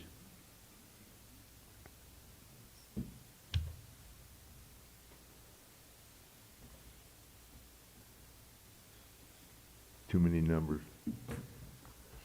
I'm not a finance guy, sorry. So, there you have it. Justification is in my narrative. Why we need the additional assistance. We're doing well, but I'd like to do great. And to do great, trying to keep up with everything is kind of a challenge. And you know that from all the people that are coming in. Everybody's needing an assistant. And we were talking even that this assistant could assist natural resources And that way we could share this person somewhat, working in between both of us, because we're still, me and James are still working pretty hard together on a lot of things.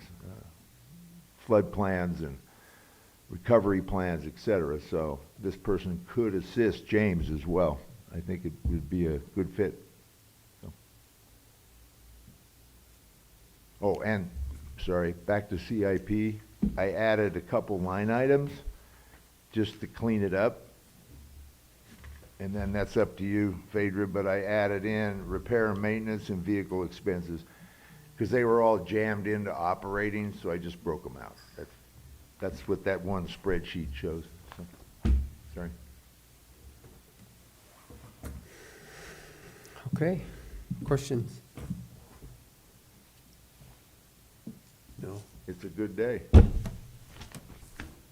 And the hurricanes are running, that you know, and we have, Ian is running wild.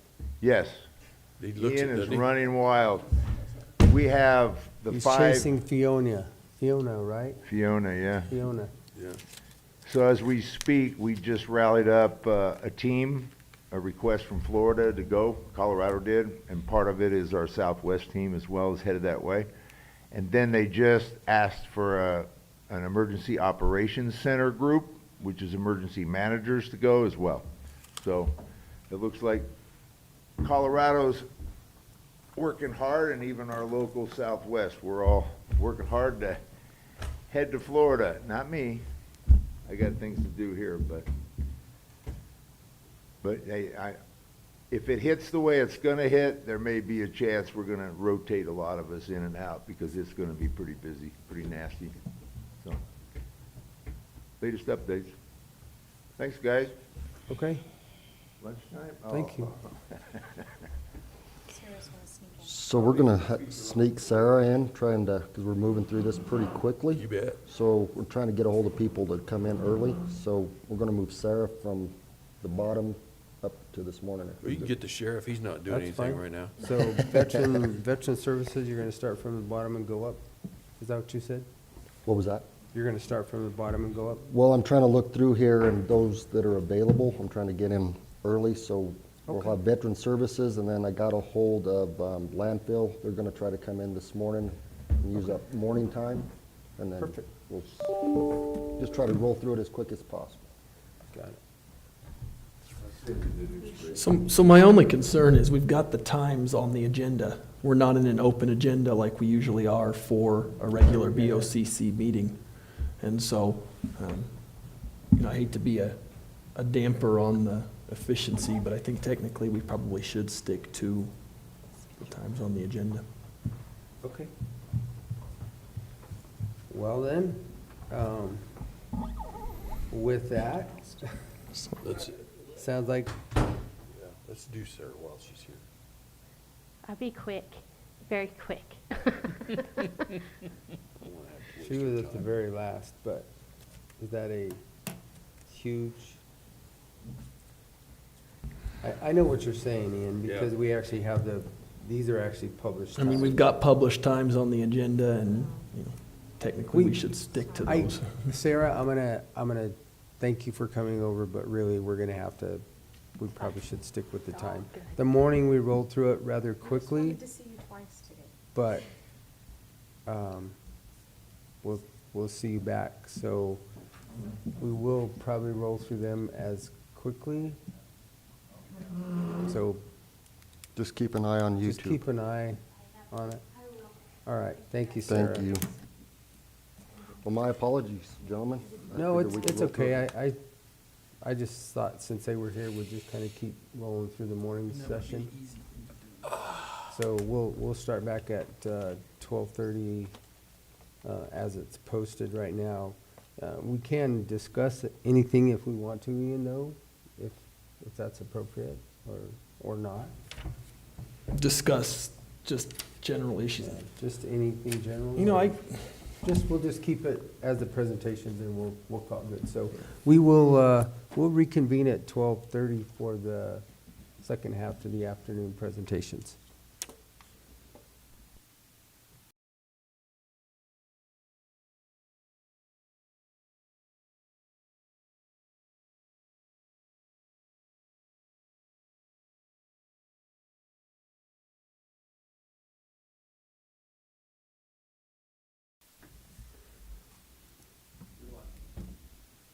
Okay, welcome back, everybody. It's 12:30 and we'll reconvene this workshop. So next on our agenda, we have the coroner. And we have Cassell already up and running for you. So take it away. Okay. I didn't get to print one off because we didn't have power at the office. I had it pulled up, getting ready to print, and then power went out. Wait a minute, that sounds like pretty much like a weak excuse to me. So I'll have to sit here and look at it this way. It doesn't show last year, but this year it's showing the salary increase. And then part-time still the same, Fringe Benefits, of course, that's there. Operating expenses, I believe that I kicked that up a little bit for the morgue, just because I was having to use stuff out of my budget, to keep that running, to order supplies and stuff for the morgue. And then fuel, depending on what that happens, hopefully that'll cover.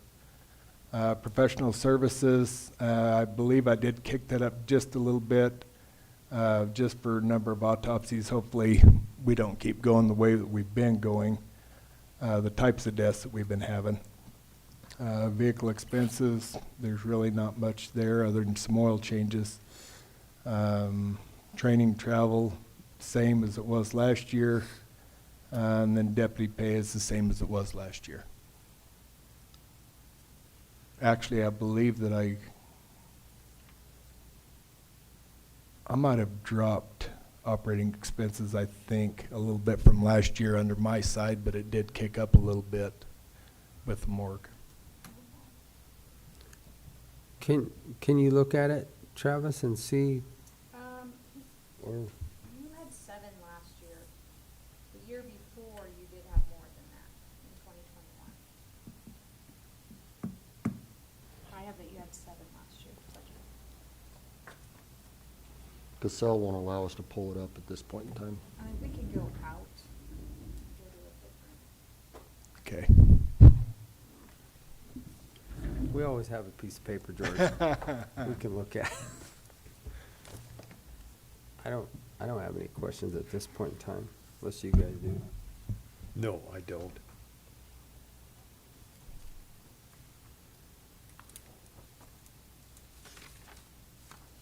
Commissioner, you have any?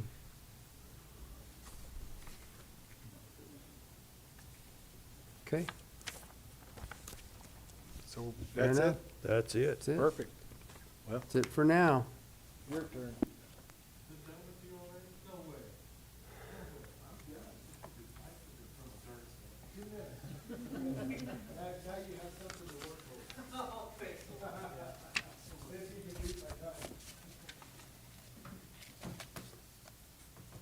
Well, Ian might have beat your time. That was quick.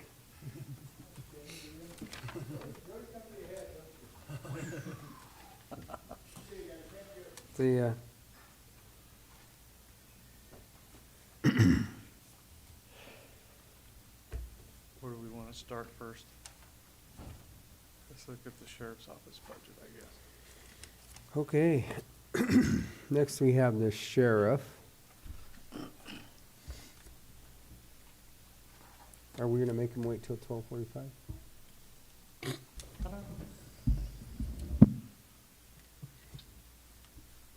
Okay. I'm messing with him. I think these are the right figures that we went through a couple weeks ago when we all sat down and went through these budgets. But, so the biggest thing is just working with Phaedra and that, the salary sheets and whatnot for sheriff's office detentions and LEA. I think that this is the right number that I put in here. The part-time salaries was dropped 30,000, overtime to 25. Fuel, 100,000, yeah, right, okay. Not gonna be much wiggle room with this if this continues to keep going the way that it seems to be heading, and who knows what's gonna happen by the It's end of going the year. backward right now. What's that? I mean, it is going backward right now. It is dropped. Well, it's because the elections haven't happened either, so Significantly, that but- could- that could really throw things off, who knows? But hey, it is what it is, so we can work with that. So, looking at that, I didn't bring those over to give you a total on that. So, it is gonna be less than the 2.5 million. Because we moved quite a bit out of the sheriff's budget and moved it over into LEA, such as the dispatch, as you'll see, as well as uniforms and firearms. So those all went over into LEA.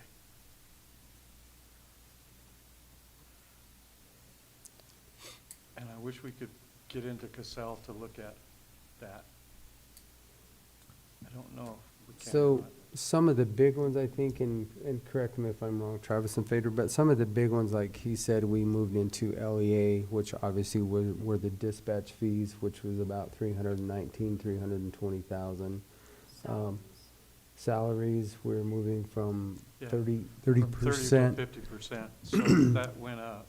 to 50% to the LEA. We used another two. The southwest or south, Oh, I'm sorry, what? your jail health insurance that you proposed? Yeah. That's all in, yeah, that's all in. That was, LEA. and that was like 250,000 or something, Yeah, with 258. if you approve the 30,000 cost pool, then that's 285,000. Yeah. So that we all pushed into the LEA instead of to the, which comes out of, this comes out of county general, not the LEA. Right. So these were the changes. I'm pretty sure that the permanent salaries is pretty close to that, maybe a little less than what I'm showing you here. In fact, it would be because of splitting that difference. Yeah. Okay. Having problems with that Cassell, because when it's all denied, you can't go in and change anything, as is what I, discovered last week when I was trying to update. It's, yeah, so. Once things are in there, I can't change We'll things. manually fix that. But it'll get fixed. It's no big deal. Yeah. So for LEA, since we were talking with that, this is where we're at, and these are the figures on the right is what it's changed to. And I believe that includes the 50% of certified officers, so that has increased to 414,000 for the permanent salaries. I think that's a little high, but I'd have to look back on that. For the post deputy salaries, 50%, that increased. But the figure that I was told was 350. So that has actually moved it up into 1.9 million total in LEA, if I recall from what we had in Cassell.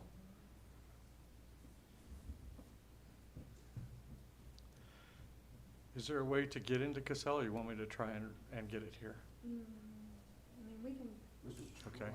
But these were the changes anyway, to that. So there were a lot of expenses that came from the sheriff and from detention side that came over into LEA. To the LEA. He's got his Yeah. whole screen. Okay. Sheriff, if you want us to get into Cassell, you'll have to minimize your stuff, but that's Okay. up to you.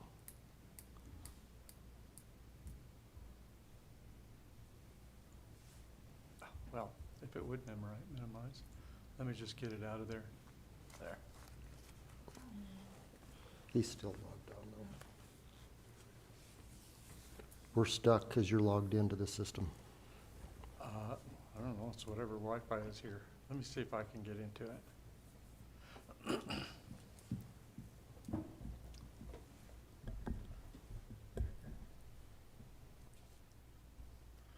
This is kind of what we've been getting, the blue circle of death this morning, so.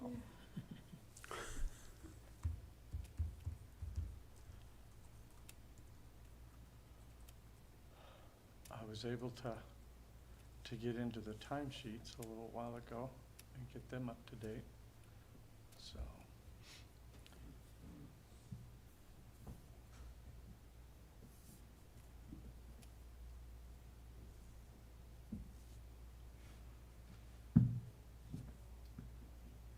Well, apparently not. It's just gonna go round and round and round. It shouldn't take that long. Mm-mm. Yeah, it just won't connect.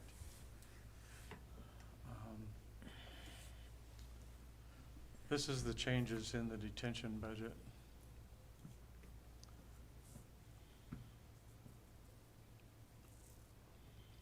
The biggest increase, of course, is in the permanent salaries and the fringe benefits. Operating came down.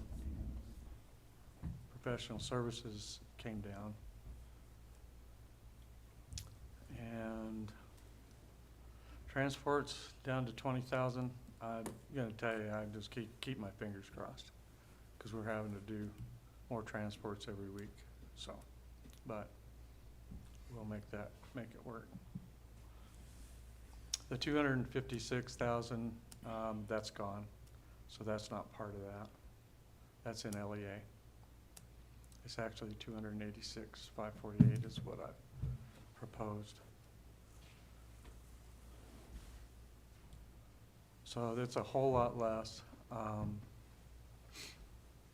think it's 2.4 or 2.3, looking in Cassell, I think.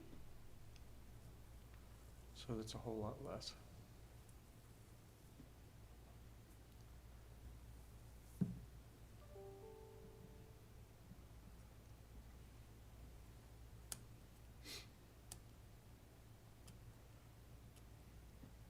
I wish I could get Cassell up for you so you could see where we were at. As far as comparisons, What's that? comparing it to last year's budget? Yeah, it's a lot less. So it's less than the 2.9 that you see there from last year. Oh yeah, a lot less.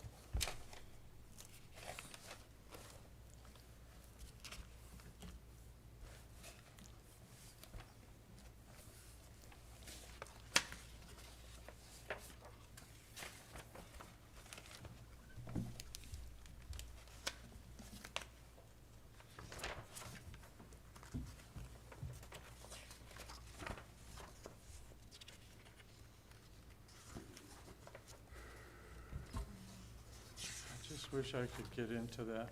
I don't know if you can, Travis. Are you disconnected? I'm disconnected. We're having trouble getting into Cassell. I think we've been about 50% today, I'm out. being able to get into it. Well, I'm sorry. But we have, we can There's look at no way it. for me to capture that and bring it over. The jail was at 2.9, right at 2.9 last year for the 2022 budget. Yep. So,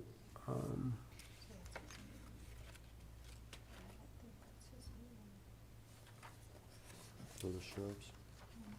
The sheriff was at, last year on the sheriff's budget was, maybe it'll work. the sheriff by itself That was, was last year. Look at.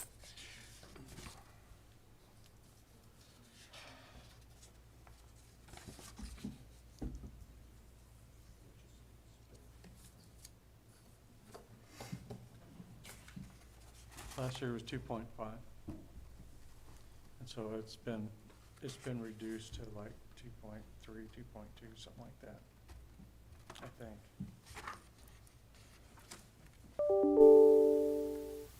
Probably about 2.4, something like that, because of the increase of the salaries and benefits. So it came down, but it wasn't a drastic cut.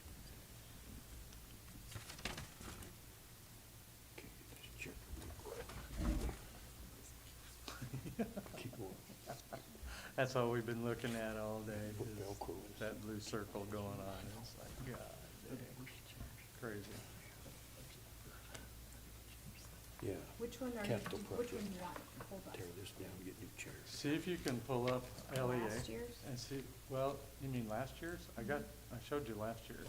So I you can want pull those up LEA, again. you want LEA this year? What's that? You want LEA this year, your Yeah. proposed? What Okay. the proposed, For yeah, that's 2023. what we need to look at, is the Change that. proposed, if you have that. I know it. I'm sorry. Just let it think for just a minute. Your desktop looks different than mine. Well, it's just. It's because you have all that fancy stuff. Because that one I think is There you still go. sitting there. You got it? Yeah. Okay.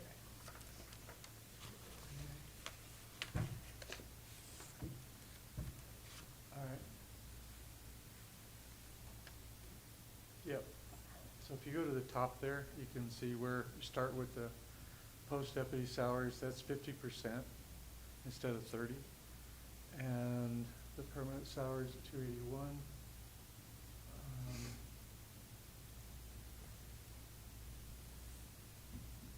The scene event was reduced to 8,000. Fringe, of course, is more because of the 50% coming over from the sheriff's side for post-certified deputies and the 5 deputies in LEA. So that's why you see that 306,000 less.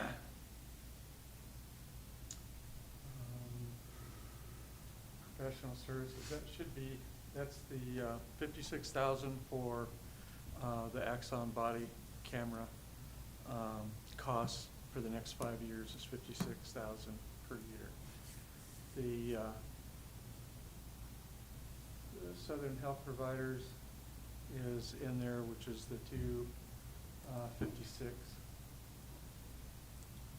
Now, if you look at that note to the right, I think I made that correction in there to show that there was $30,000 for that cost pool that was added in there. So, there you go. That should be what that is, that total amount. I think I was able to change that.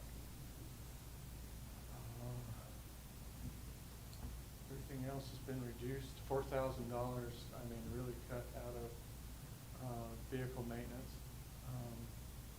As long as we don't, hopefully we'll have, with these newer vehicles, we won't have any of those high expenses in there that we've had in the past. So that's been cut quite a bit. And then the dispatch fees have been added into it, into LEA. That is 1.9 million. That's gonna be cutting it close. Your anticipation of dispatch fees is what? Going up? Looks like going up? I think that it will for next year. Remember, it's a year behind. Yeah. So I'm anticipating that it'll be more than the 315,000, or 326,000. It'll probably be more. And just so you know, there was a request at the user group meeting that we had on Thursday, that they were requesting 2 additional FTEs on top of the 11 FTE dispatchers that they have. I opposed it, just so you know, because that's an additional $100 and some odd thousand in that dispatch cost that'll have to be shared. So do they work, we were just talking about that this morning, do they work 12-hour shifts, 10-hour I'm not sure shifts? what they or work. 8-hour Yeah, shifts? I don't know what they work. I'm sorry, I just don't know what their work schedules are. Okay. And they have one part-time, but I don't know that that's in there. I never saw that in their budget line, so I don't know. But Okay.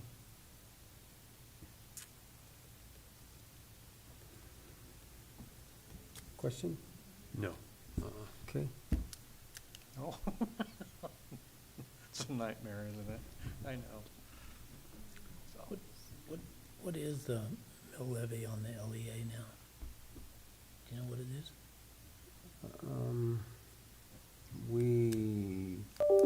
That was fixed. We don't move the mill levy on the LEA. That one, I can tell you the amount it brings in, it's about 800, right at 800,000 a year annually. For But I don't the know what permanent that salaries levy- in the dispatch center? Yeah, it's pretty close. For the LEA, yeah. Oh, for LEA? For LEA, what it brings in annually. I thought years ago, didn't the mill levy get reduced?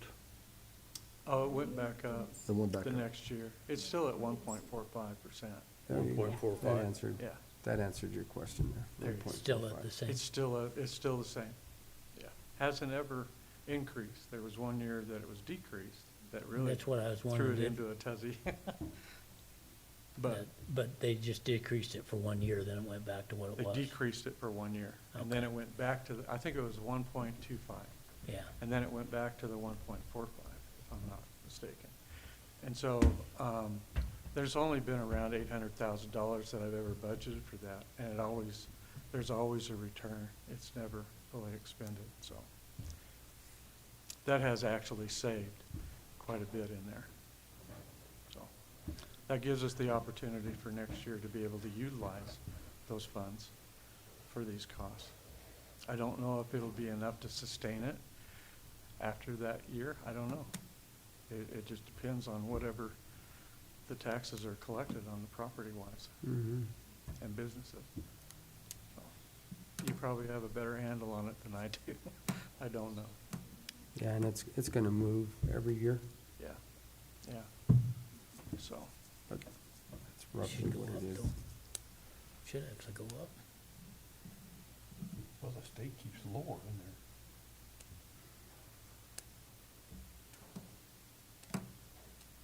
Remember that House bill, or that Senate bill that went through that lowered assessed valuations, I think it was, by, It lowered, wasn't assessed valuations. no, it lowered the rate, the rate, yeah. the assessment rate, but By- it didn't, the assessment valuations are Yeah. what they are. Up, but it lowered our take at the same yeah, time. residential pays less Yes. than businesses do. Yeah. And that's where that comes from. But it's pretty low. I mean, at 1.45, I think it's probably one of the lowest, if not the lowest mill Mhm. levy that the county has. Yeah. But we've been able to sustain that too and make it work.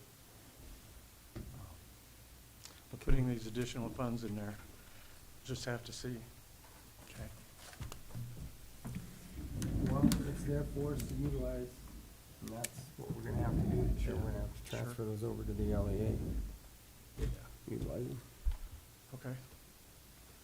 Question on this one? No. Okay, Not right now. Okay. All right, thanks. Fix it. all right. Good luck with Casella.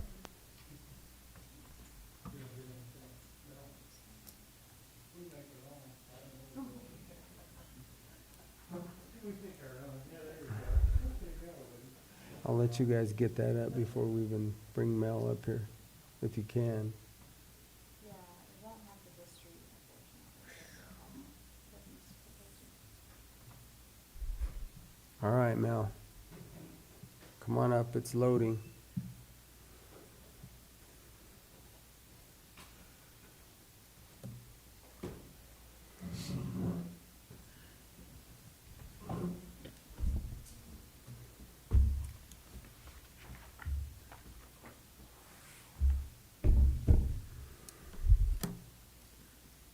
All right, take it away.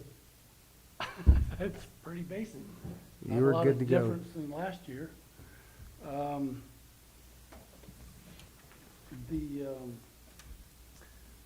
Because we haven't done Carver Field this year, I moved that over to next year's budget. We got the compactor this year. Road Department's working on a pickup that we're heading this year's budget. I'm not sure he's gonna get it done in time. We may move that into next year.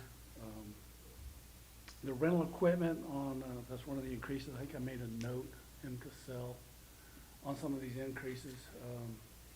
The Weaver Consultants is pretty high for the engineering consulting firm. The shredder is about 19,000 more to rent a month than it has been in the previous years, and that's in there. Other than that, there's not a lot of change. It's, So your changes were just basically for fringe, permanent salaries, correct, were your, right. the obvious changes through Yeah, and then the the, top? You know, the construction, that might be a little low on that. I don't know. We'll have to see. It's gonna change. I got with them back, they give us a current bid. I left it at the little higher bid, just based on what's going on in the world and fuel and oil and all that. So I left the liner price a little bit high, just to kind of cover our butt on that one, but, there's really not a whole lot of change. Okay, I don't know if you guys got any questions. I, give this detailed printout to Travis. I don't know if you guys each want a copy of it. It explains things a little bit more.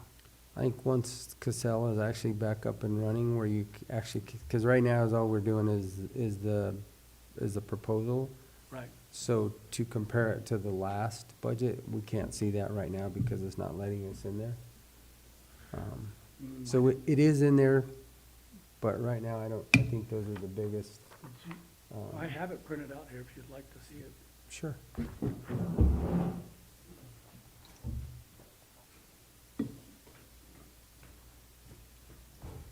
We got one. That was the last couple of years on it. I'll let you look at it.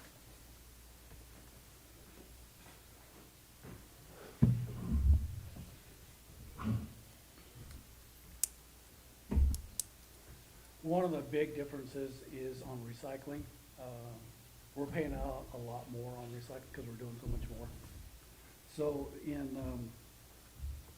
recycle credits, I estimated we'd be putting out about 33,000, paying back to the bulk people that supply us recyclable materials. So that comes off of the income.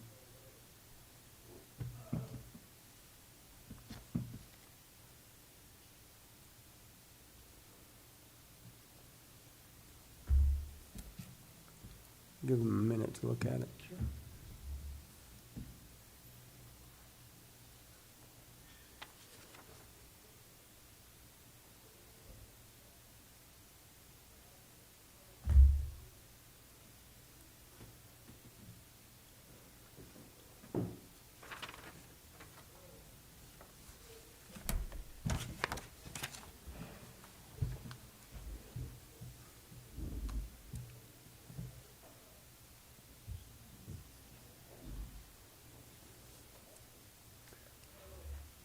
Travis, do you still have this detail when I give you?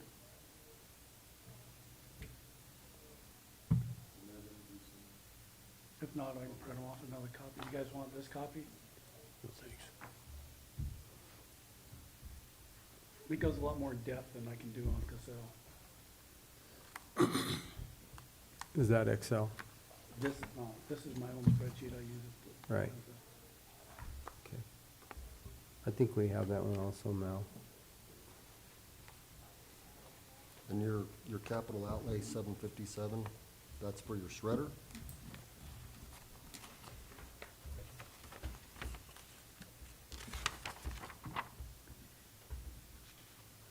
I don't have a capital outlay for 2023. Oh, it showed up on mine for some reason. It showed up for 757,000.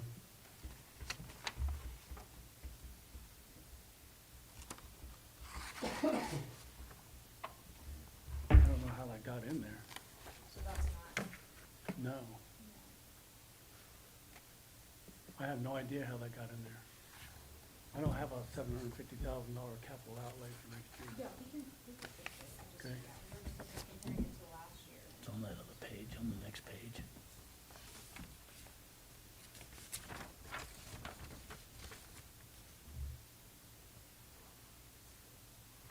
Yeah.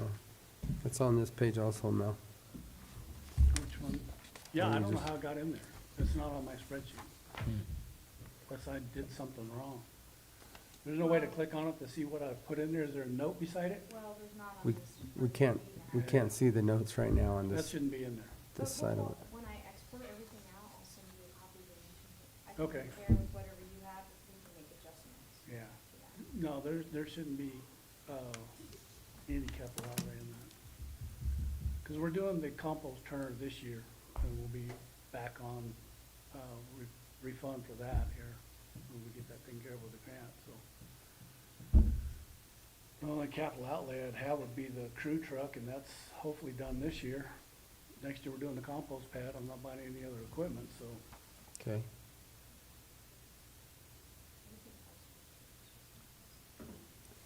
So that'll come out. Yeah.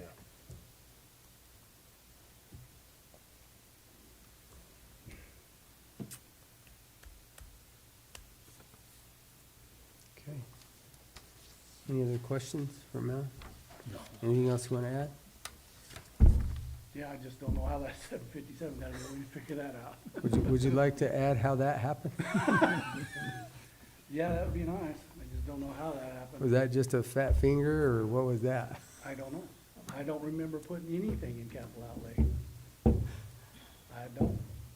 There's nothing down there that costs that. Okay. Any other questions? No. Okay. We'll have to do some exporting. Yes.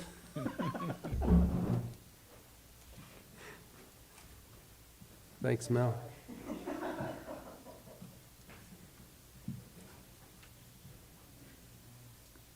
Okay, next, Rhoden Bridge, Rob.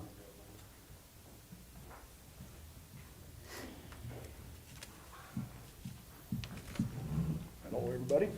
Rob, Afternoon. which one do you want first? Do you want your road and Fleet bridge or Road- fleet? which one? I'm sorry, Travis, what was that? Do you want your road and bridge, or do you want the fleet one up first? Road and Bridge.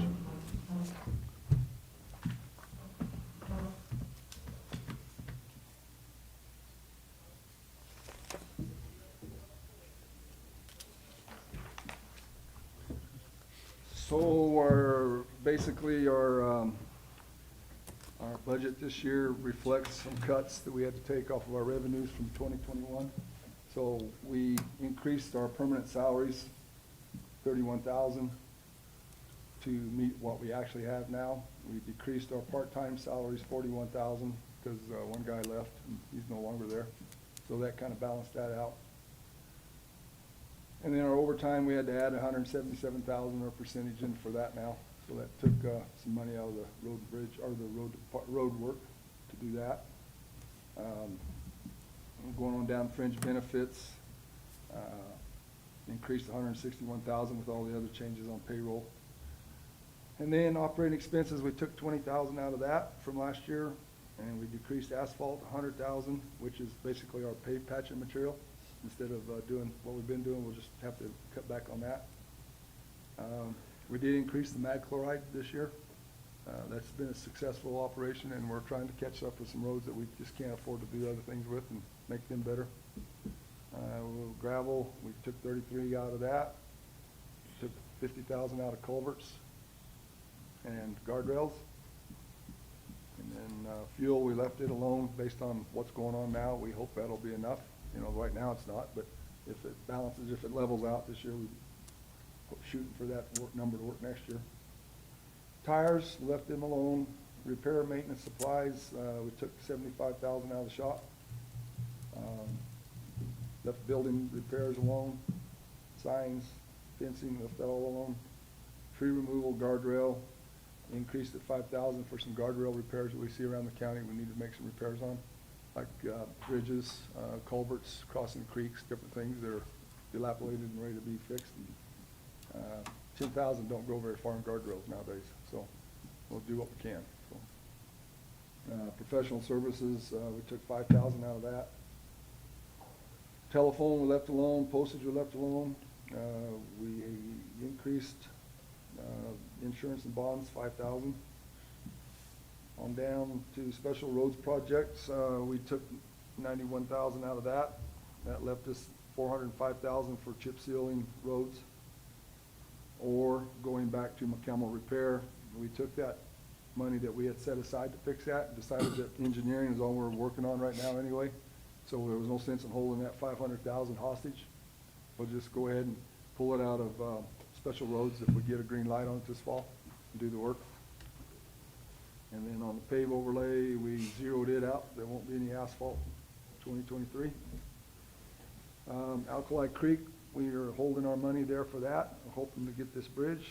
And then our lease for our John Deere blades, put that in there. And then, let's see, that gives us a total on our budget of, we took 236,000 out for weeds, so that gives us 6.173 million for our budget this year.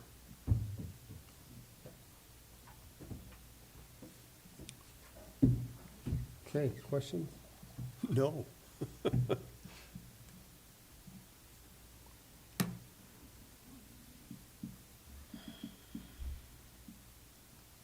Okay. It works when you pre-do them, doesn't it? Yeah, it does.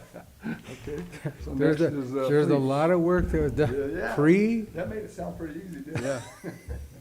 Thank So you for they the- Thank you for the pre-meeting. That was did a- great. Yeah, the pre-meetings are actually worthwhile. Yes, they are. They really are. Although, I'm not sure about the pre-meeting with the next one. Mine's easy. We've never had a pre-meeting with him. All right, go ahead, Shane.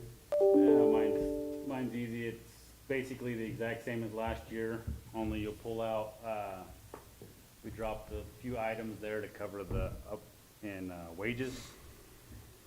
So pulled out 500 out of operating and 5,000 out of small tools. That basically covered the 3% increase in the wages. And the whole budget still went down by $268, which isn't a lot, but, it's been working the way it is, and we seem to be covering it, so. Okay. Any questions, gentlemen? No. Thank you. Thank you, guys. Appreciate it. Okay. You thought Let's we were gonna see. be here a long time, didn't you? Senior Services. Jonathan? Come on down. Appreciate it. I want to kind of start by saying thanks to the commissioners, Heather Alvarez of Mancus and Ken Charles of Dolores for really, and the townsfolk from both of them for really working hard. Since I've been here, we haven't had a financial issue. We've been fine and funding's been fine, and I've been able to do grants.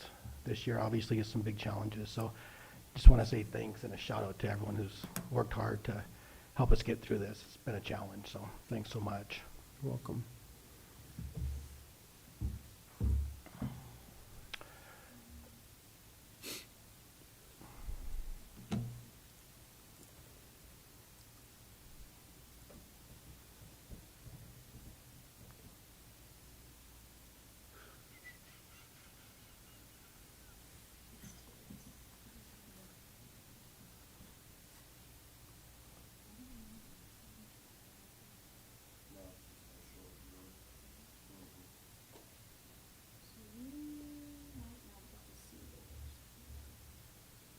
I've got the numbers here.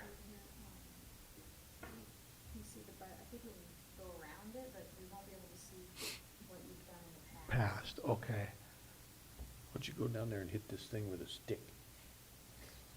That would help, because we're already done.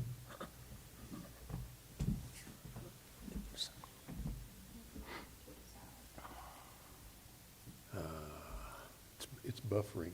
That's what the video is, buffering. There we have something. Landfill, wrong one. There we go.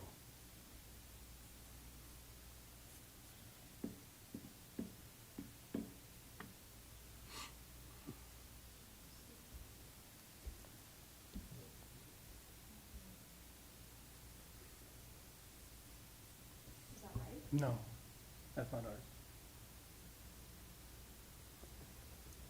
See, it's weird because I don't have those numbers either, but that's what's showing up.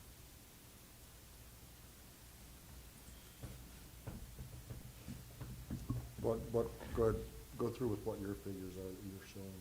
Okay, so on the permanent salaries, it's 110,606, and, That's what I have, I'm gonna make copies. oh, okay.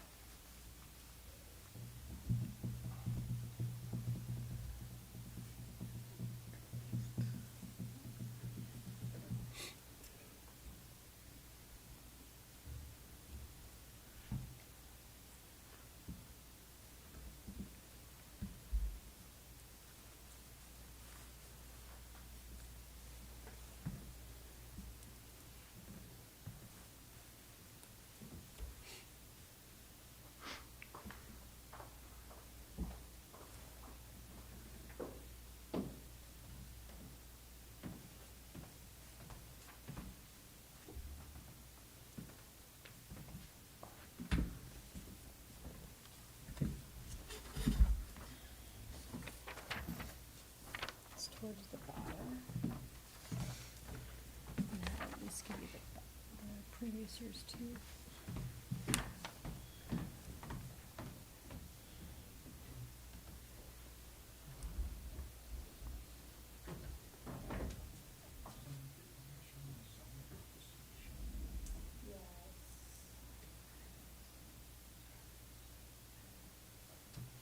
Okay.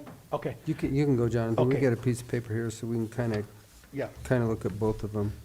So permanent salary is 110,606, and off the top of my head, that's either down a couple of thousand or up a couple of thousand, but real close to what it was last year. The part-time salaries have gone up. We just have 2 full-time, and so one of our staff is now part-time, and that's at 65,665. The fringe benefits have gone up just because of percentage increase.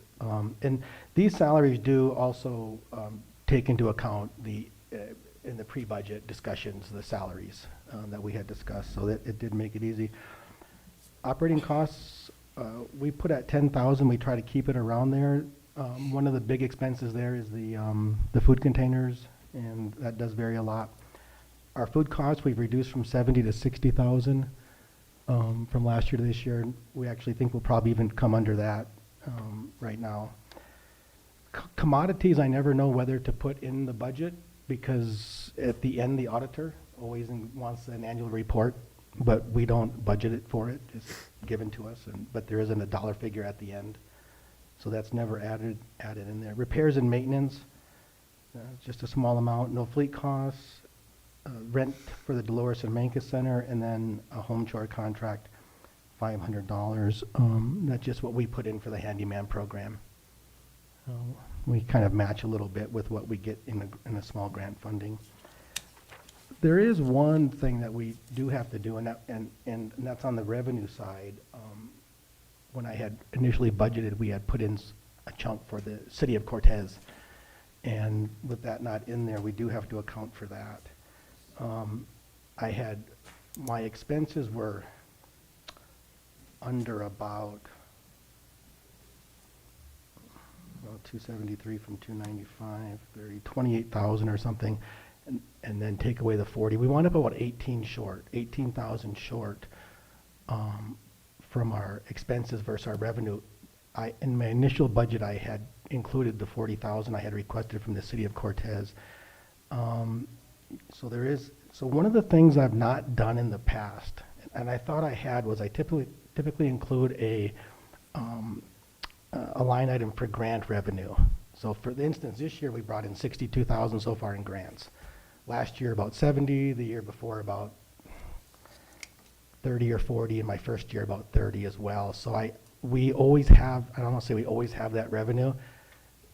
I just typically don't budget for it, but I've been able to bring that in, and that's something I did want to mention, that there's almost always additional revenue through grants. And in fact, I wrote for another one on Friday, submitted another grant. So just as a heads up, if you take out on the revenue side of it, we fall short, but.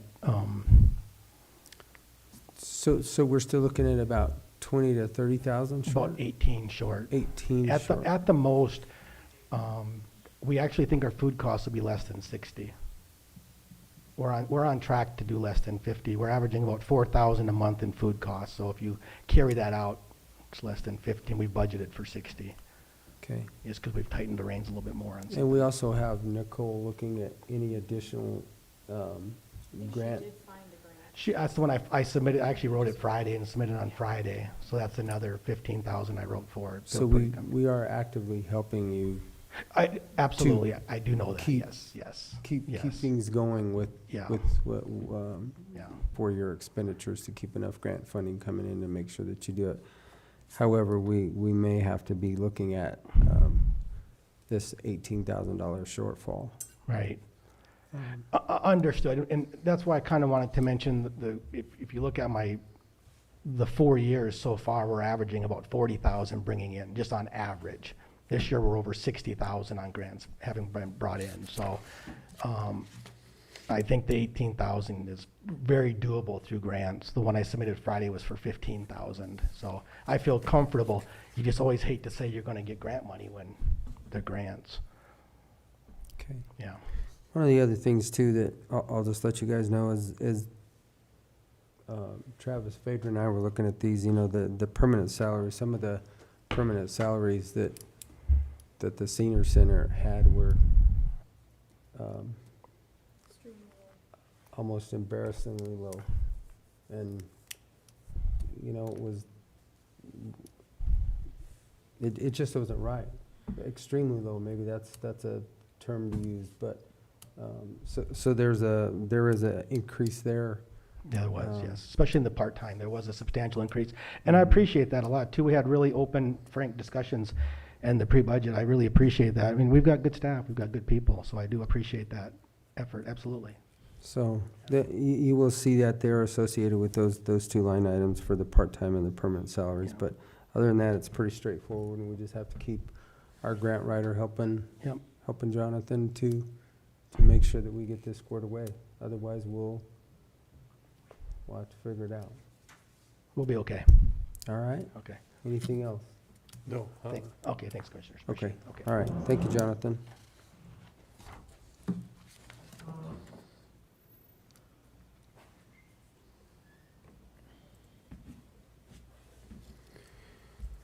Okay, after senior services transit.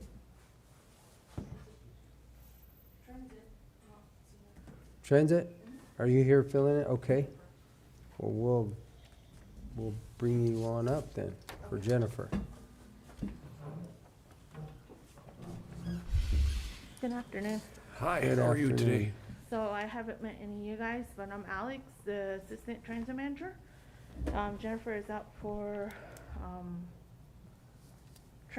conference, sorry. And- Real quick, is your mic on? Your mic should have a green, does it come Yeah, up it's green? green. Okay. Pull it close. There you go, There yeah. you go. Pull it as Okay. close as you can. Okay.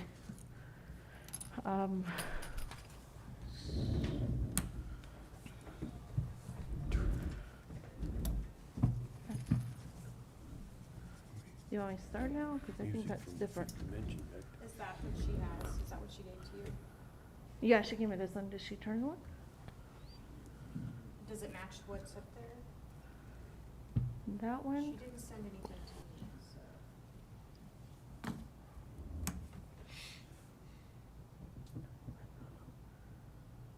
No. 84. Oh, yeah, it is. Right, one, but the number's different. Yeah, she has permanent salaries at 119. She had a couple last minute changes, I do know, but she just hadn't sent them to me. Okay. So she has, transportation, or permanent salaries is $119,093.53. There was a change on that one. She had the wrong number. Part-time salary, which is 7 drivers, that one is $84,988.80. And fringe benefits is $49,050.26. The operating expense is $10,000. Fuel is $35,000. Phones are still $960, a little bit more.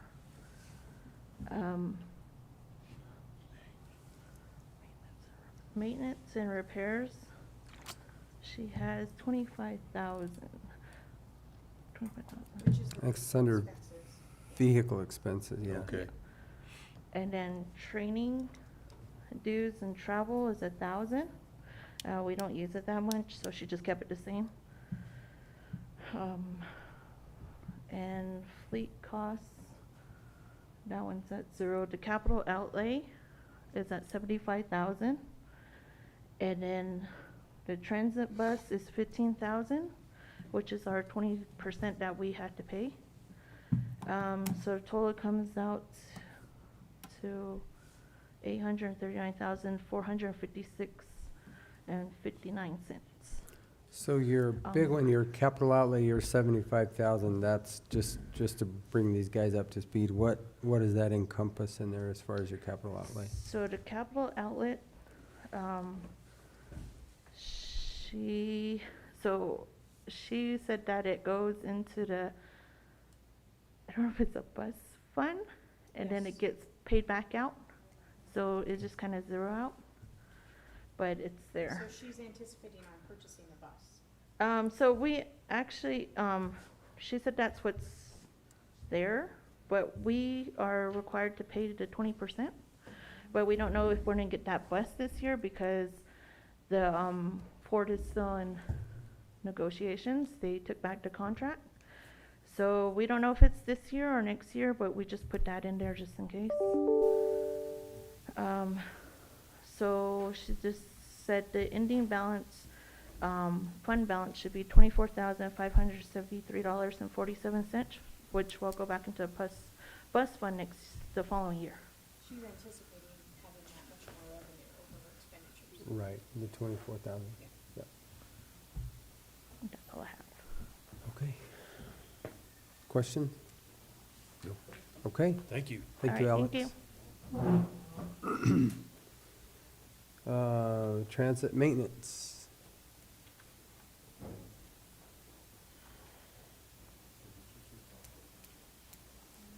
Guys, after we get done with maintenance, let's take a short 5-minute break and kind of let the clock tick away just a little bit.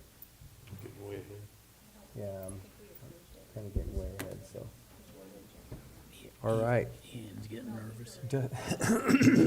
He's starting to wiggle over there a Dustin, little bit. we're gonna get done with you, and then we're gonna take a Fidgety. short 10-minute break or something. So we'll let you go ahead since you look like you're ready to roll. All right. All right. Can you pull up maintenance, or you have it? Okay. Okay, so, our permanent salaries are gonna stay the same. We put $5,000 in the overtime budget.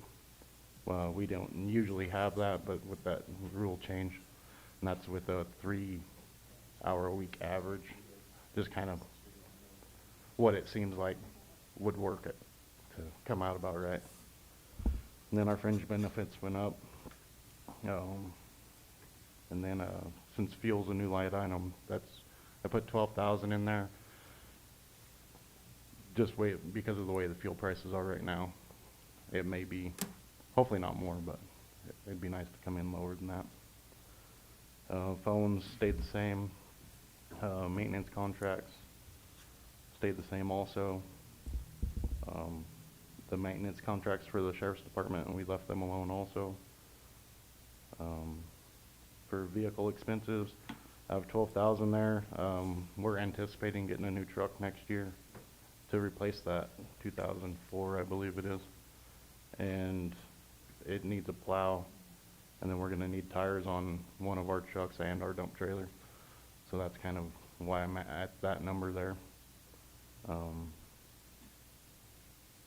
For the administration building, I have it at 18,000. We need to do an upgrade on the building automation system, and they said the estimated was around 15,000.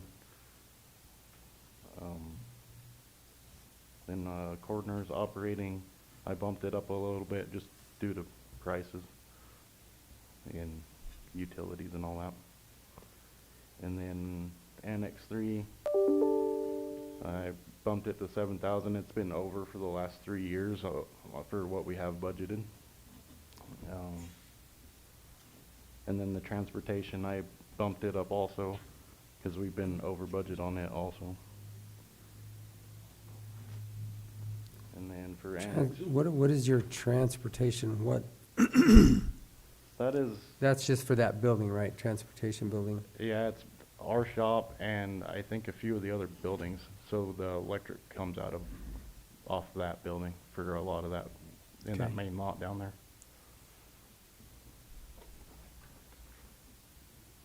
And then, on Annex 1's utilities, I raised it a little bit just because we have that solar lease payment. And just doing an average of what was left for the year, that's where it looked like it was gonna hit, so. And then I reduced the budget for the combined courts utilities a little bit because we haven't hit 40,000 in the years in the last 3 years, so. But I don't know what utility prices are gonna do this year, so. Any questions? Natural gas is headed up a little bit, No. looks like.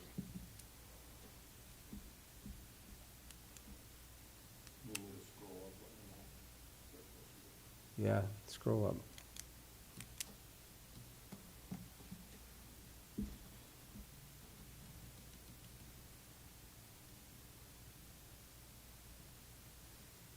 Okay.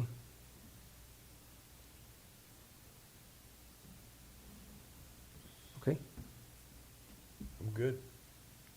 Appreciate it. Looks good, Dusty. question? Okay, all right. All right, thank you. We go through these things. Thank you. Thank you, Dustin. Okay, we're gonna pause. We're gonna, let's see, we're already at maintenance, so IT would be next. But we're gonna take 10, 15 minutes. Pause. I'm getting way ahead of my times here, and I need to kinda compress it a little bit. So we're gonna take a 15-minute break, and then we'll be back.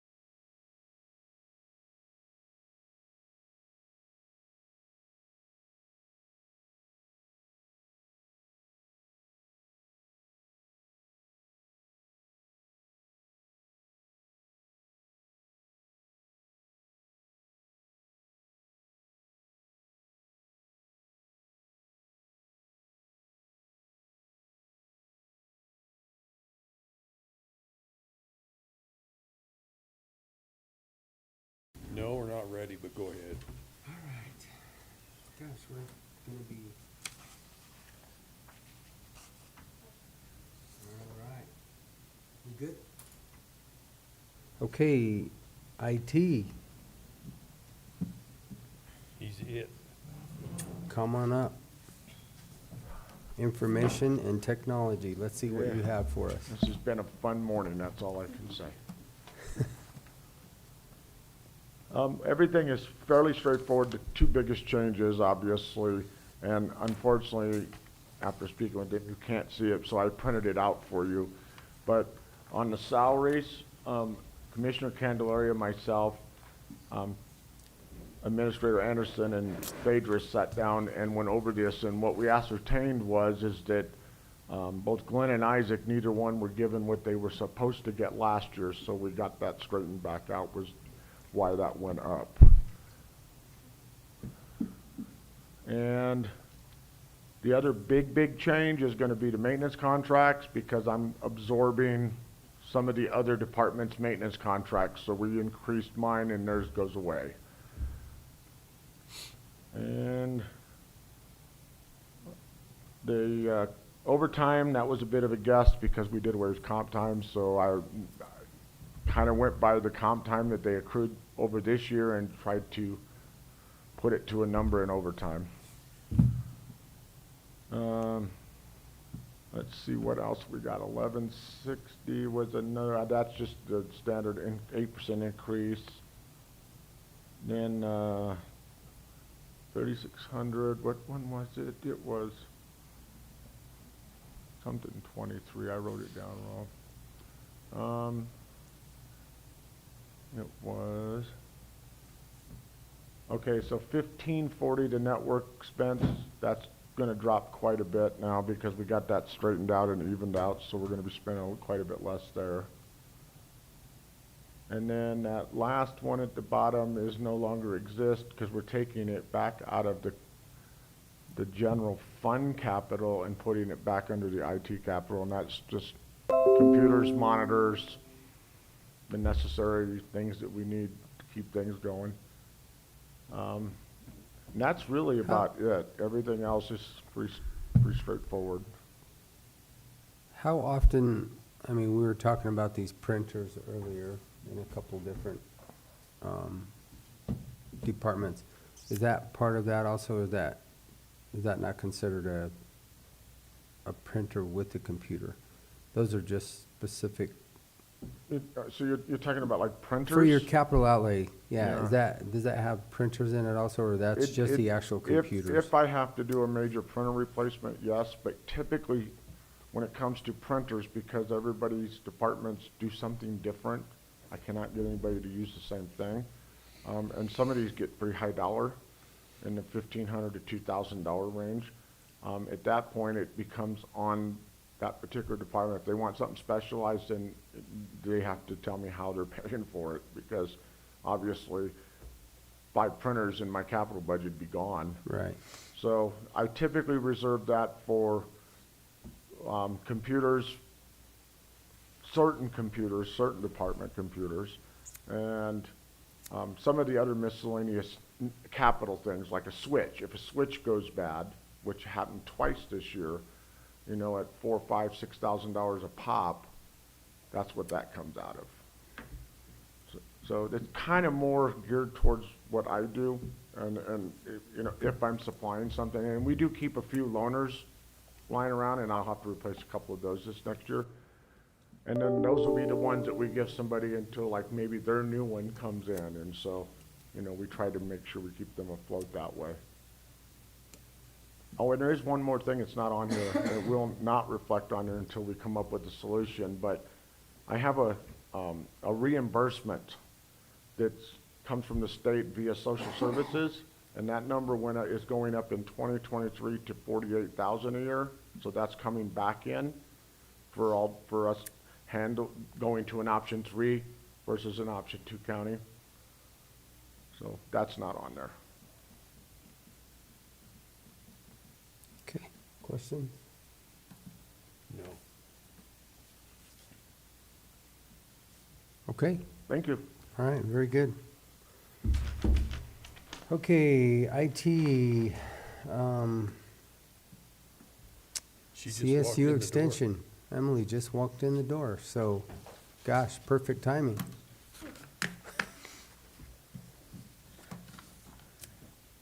Okay, well, hello. Good Um, afternoon. Good afternoon. I guess, I don't know exactly how you'd like to go about this, because first time doing this. Yeah, first day since Greg's been gone. I'm the only one in the extension office, but Real quick, Emily, do you have something we can make copies of? yeah, for- I didn't know if you just had the budget from Phaedra or not. Yeah, he had sent me a few minor changes, and I did not update those. Okay, because I did have one question on that. So, yeah, do you want me to give that?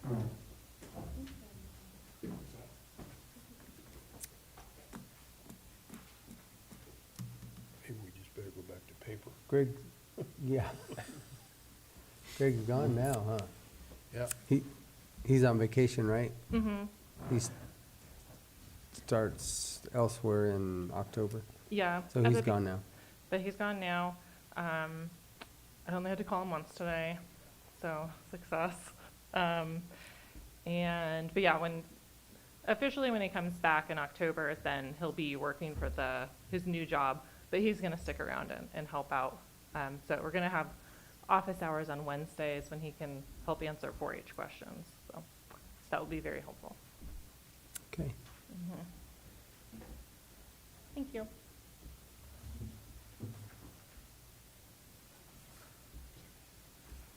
You guys can get a sneak peek at my notes. Yeah, so this has not been changed since Okay, you guys approved your changes. okay. So, Or decided on your changes. okay. for office. And I think, was there only one, I guess, change on vehicle expenses? Was adding like $1,000 Yes, you in are the? correct, yes. Okay. Other than that, then Phaedra, please correct me if I'm wrong. I think there are going to be some changes in is the fringe benefits. Is that also correct? Yeah, it's very minimal. I want to say maybe $900. Okay. Yeah. So, but the salaries should be correct? Yes. Because I think, so that's part of the Sindle's time, so our shared administrative assistant with the weed department, and then a 25-hour program assist person. The part-time salary, that's for interns, and so in the past, they've used that during fair time, and they've had 2, but I think it would be flexible for the new 4-H person if they wanted to have 1 longer, or whatever that was, but the idea is to help with fair and 4-H. Okay, and then no overtime.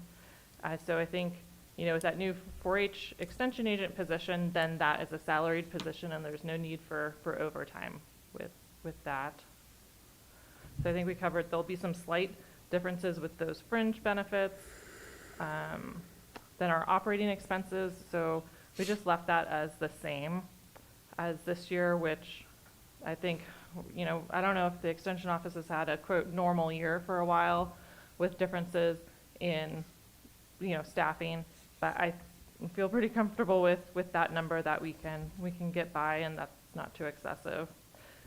So for fuel, I think he wanted to add 3,000, 2 or 3,000 to that. well, I have a question because we have 3,000 in fleet costs, but nothing in fuel. So should our expenses for our vehicle be in the fuel costs? The fuel should be just the fuel, Yeah, is so- what we were looking at, And I did so. talk with him about that. Okay. I don't know if he decided on 2 or 3. I think Fuel. 3 would be good with 2 agents. I know I do a good amount of driving, just, visiting people, going on site visits. So having 2 people who are doing that, I think really added to our expenses in that category. And then with the price of fuel, that was just a greater expense that I'm sure you see reflected in a lot of budget requests. So I guess if fleet costs for 3,000 should be moved into fuel, okay. And then, related to that is then the vehicle expenses. Greg said that he had mentioned $1,000 of vehicle expenses. So that's for things like tires, am I correct? Oil change. Oil change, okay. So I guess if I can request that. Okay. Then for professional services, so that's the portion that CSU Extension requests from the county to pay for extension agents for this formula funded position. So that would be my position for the ag agent, and then requesting for next year for that 4-H extension agent. So that's $15 a piece. Rest of our salaries and benefits coming from CSU.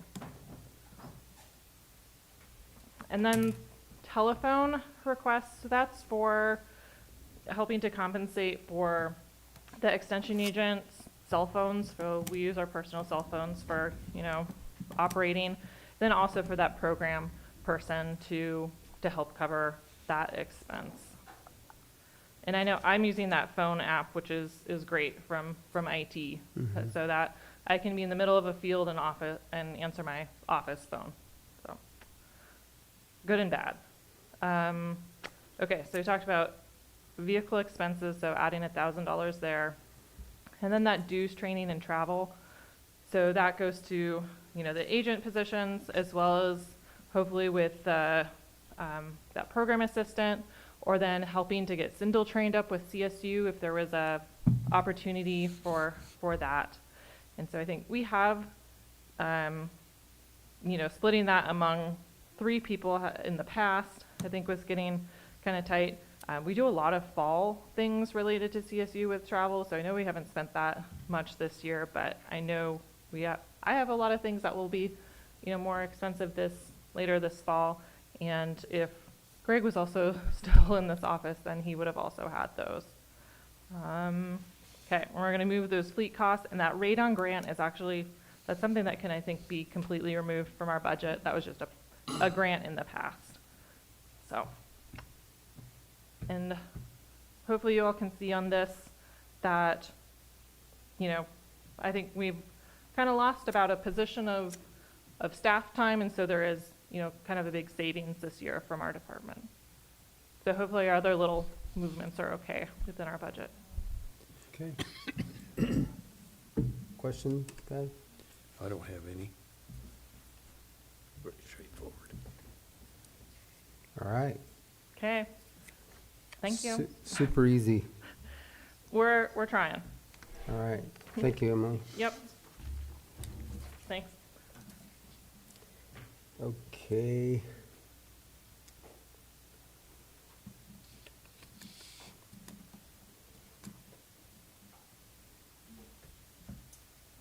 Fairgrounds. We're still way ahead. But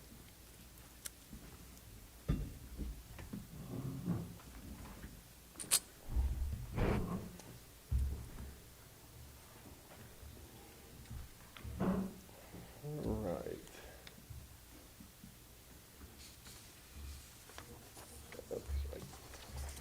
Okay, so fairgrounds were pretty much the same overall. Our end number, I think, is only a couple $1,000s difference, but we did a lot of shuffling around as far as putting in different line items, just to kind of run down. Our salaries get paid out of 2 different funds, the general fund and the conservation trust fund. And this year we're going to do 25% of my salary and benefits out of the general fund, the 2500 1120 account.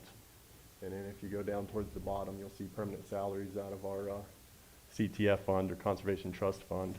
That's going to pay 100% of the 2 fairground technicians and 75% of mine. And then also included in that CTF would be some overtime, since we have to do overtime now for the 2 fairground tech positions. That's calculated off of that one. Going back into our 2500 account up there, then everything else, our operating went down to 35,000 now. That's just because we've taken a lot of the stuff that we used to pay out of operating and transferred it to other line items. So if you kind of go down, we got fuel as a line item now and got 6,500 on that. 2,000 for vehicle expenses. That was one we didn't have last year. Fleet costs we no longer have, so that one's showing 0. And then the other one that we did change a little bit would be public utilities, and we knocked it down to 40,000. We're usually at 50,000, but the racetrack does pay their own utilities now, and we are looking at saving a little bit more money, especially if the solar comes in later on, and we could probably knock that down later if that does happen. The one other thing that we are paying, or going to pay out of Conservation Trust Fund, would be down in operating expense on that, and that says 5,000. That's a lease for our tractor that we get from John Deere, and that's a $5,000 lease per year, so that's going to be paid out of Conservation Trust this How year. much longer do you have that lease, Justin? So we do year-by-year leases on that. So it's just an annual lease? Yeah, it's just an annual lease, and they generally let us have the same tractor for 2 years, and then they swap it out on us. But we do it annually. That's pretty And much. basically the same size, same. Yep, or- same size, same horsepower, everything. Okay. And that's so we can use it to basically run our events with it. It runs our Black Widow, which is grooming the arenas. So we need a tractor that size. Okay. Question? Gentlemen? So here again, like Justin said, we're transferring a lot of the salaries to the CTF to give us. Yeah, and that's just for 2023 is Mhm. what we're looking at for that. And Yep. then hopefully future years we can transition that back to kind of 50-50 where we had it, I guess. Okay, So, all right. okay.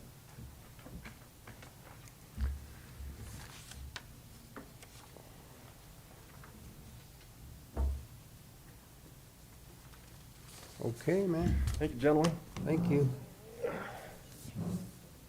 Okay, we are to Noxious Weeds. Did you bring your spreadsheet, Bonnie? I brought stuff. Yeah, your updated. Yeah.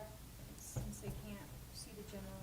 I even brought them to sell stuff too. Oh, yeah, we don't, oh, you brought it for everyone. So they can see previous years, you know, but it makes sense.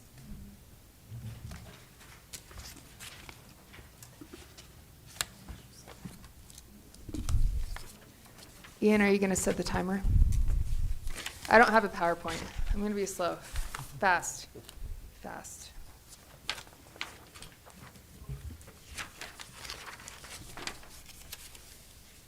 She's the reason we need a new printer. What?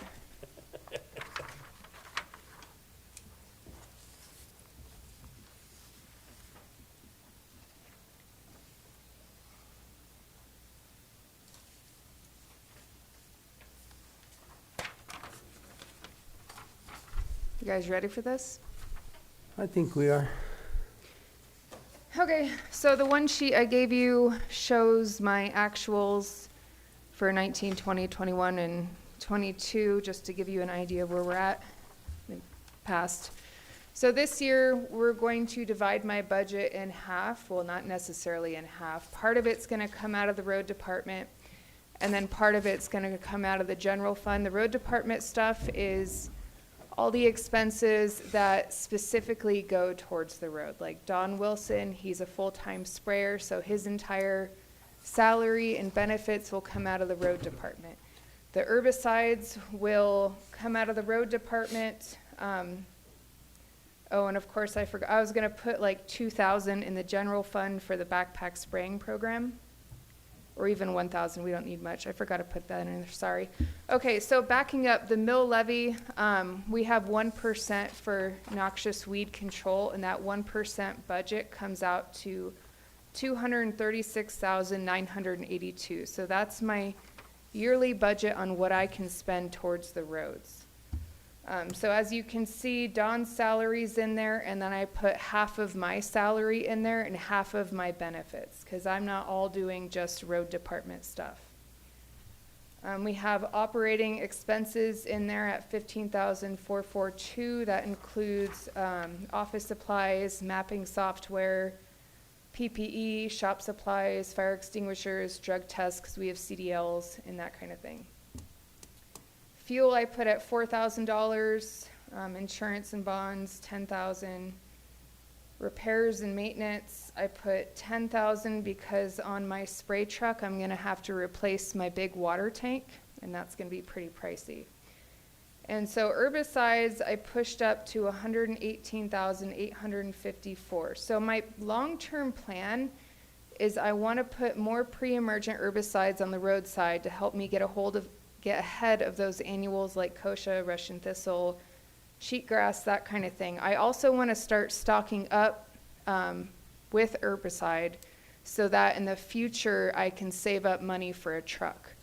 Like if I get enough herbicide to use for the next year, I can use money to purchase a new spray truck to cover Don Wilson's truck. Does that make sense? Ian, you look suspect. No, I mean, I understand the concept. Yeah. What's the shelf life on herbicides? Oh, it lasts for a long time. Okay. 5 to 10 years, and we go through it fast. But that's kind of my game plan because we've needed to replace Don Wilson's truck for a long time. They cost about $150,000. This is the only way that I can come up with getting a new truck.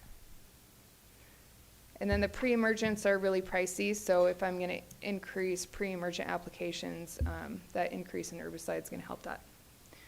So that's the road and bridge section. And then you move over to general fund, which is everything that we do not pertaining to our roads. So the whole Phreatophyte project, that's coming out of the general. However, you'll see on my spreadsheet on the far right, those are my reimbursable grants. So that's gonna cover 100% of the Russian olive project. You guys understand that? I also have grants that I apply for to cover a portion of cost share. There's some special projects through the Mancos River project that they'll cover. And so the things that will not be covered by grants that will be in the general fund is half of Cindel's salary and then half of my salary. Operating expenses, education, and I could try to get education covered through grants too. I'll just have to work on that. Fuel is me driving around mapping, doing notifications, and then field visits. So I put $1,500 to see where that gets me. Enforcement is $3,500. This all will be, well, a lot of it will be reimbursed eventually. So these are my certified letters, which doesn't add up to maybe 200, 300. However, when I have to go through enforcement and I charge the landowner the cost of the bill, if they don't pay me that year, we're pretty much going to eat that cost and put that on a property lien. So eventually we'll get that back, but that $3,500 covers the initial payments that aren't made that year. Does that make sense? Okay. That's pretty much the gist of it. You guys got any questions? So I do, looking at your other sheet for the road department, buy out the road department trucks. Is that the $16,000, which is the reimbursed expense from the general fund? So you're budgeting the $30,000? So the $30,000 is for the excavator lease. The $16,000 is reimbursing that excavator lease. I asked Shane to give me numbers to buy out those trucks. He hasn't given those to me yet, so I just estimated the $14,000. So that's not set in stone. I'm still waiting on him, and I don't know what the time frame is that I need to purchase those out from the road department. Okay. And one of them doesn't have a working transmission, so I asked Shane to take that into account.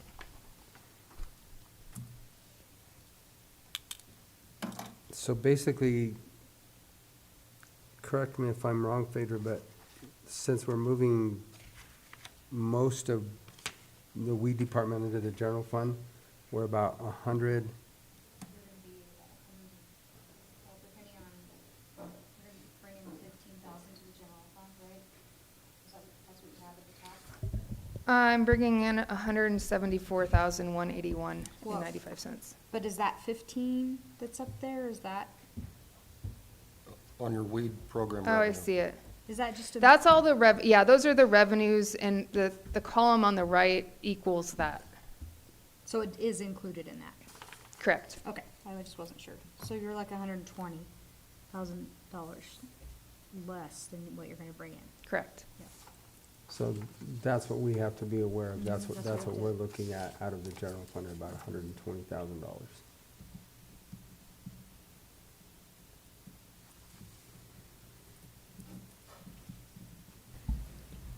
And so Bonnie, explain to me one more time, you're saving up the herbicides, or you're buying more herbicides now, so then you can, Buy less the next year and purchase a truck. I mean, it's all gonna go to the roads, you know, but all the herbicide I buy this year might not go to the roads till next year. You know what I'm saying? I see what you're saying. I mean, I guess I'm just confused. Why would you do it that way as opposed to just buying the new truck next year? Because I'm not gonna have enough money to pay for all the herbicides I need to spray for 2023 and purchase a truck. It's gonna take a couple years to stock up on herbicide to get me through to have enough extra money to buy a truck. Okay. Does that make sense? I mean, not exactly. I mean, because, I mean, you're gonna be spending it either way, so, I don't know. Well, I mean, Does it so make sense to last you? year, our herbicide, we spent 65,000. I want to increase the pre-emergent amount that I'm putting out, which is going to cost another 20,000 from what I want to do. So if you have, I have 85,000 in herbicide, that would leave me 40,000 for a truck, and I can't afford a spray truck with that. They cost over $100,000. So I see what you're saying. I think, I mean, I think, if you're putting back more, or you're applying more pre-emergent, you're not saving anything, you're still applying it. So you're gaining it. Well, I'll be saving another 40 grand of herbicide. Yeah, so this year I might be spending, what, $85,000 in herbicide that I'll actually use for 2023. And then the 118,000 minus that 85 is the extra that I have that won't purchase a truck. But at least it'll start getting me ahead on herbicide in the future, so eventually I will have enough money to save from the herbicide line item to buy a truck.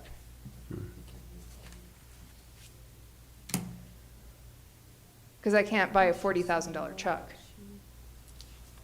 No. Yeah. Okay. So that's just my long-term goal, because they're really pricey. So what is so pricey about a spray truck? Just all Is the it pumps in the just a- system. I mean, the truck itself, see, I got a GMC 5500, and I can't remember what we bought that for. And then the sprayer system itself is like 50 grand to put on top of that. So I guess we could buy a used truck and then put a brand-new spray system on there, I'm just, but they're they're expensive. It's just a tank. Oh, but there's really expensive pumps on there. Right. It's a closed injection You have to system. have an agitator in that tank to keep the Right. chemicals mixed and all that stuff. Yeah, they're expensive damn things. They're expensive. They Okay. are expensive. All right. Questions? For us, I think for us right now, what we have to look at this year is basically roughly the 120,000, how it plays out from there. Because she has that You know, amount that's to down spend. the road, and we'll figure that out, but right now, we're looking at, out of the general fund, we're looking at another $120,000.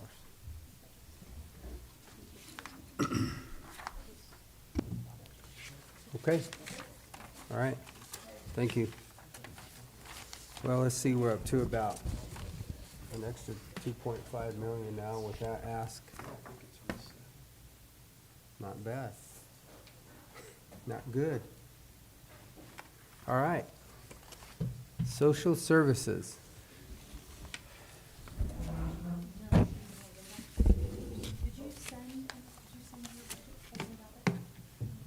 I didn't get anything. Yeah. For social services. When was it? Vicky. Yes, Vicky.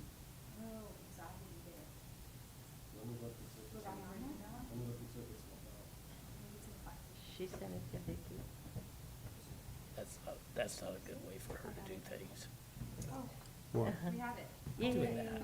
I think that's just like stockpiling money in your account till next year. That's crazy. What do you She's wanna better spend? off coming in. Better off. I figured we should. This is so much Well, fun. we'll adjust it. Yeah. Because you, That's not a way to do things. I'm sorry.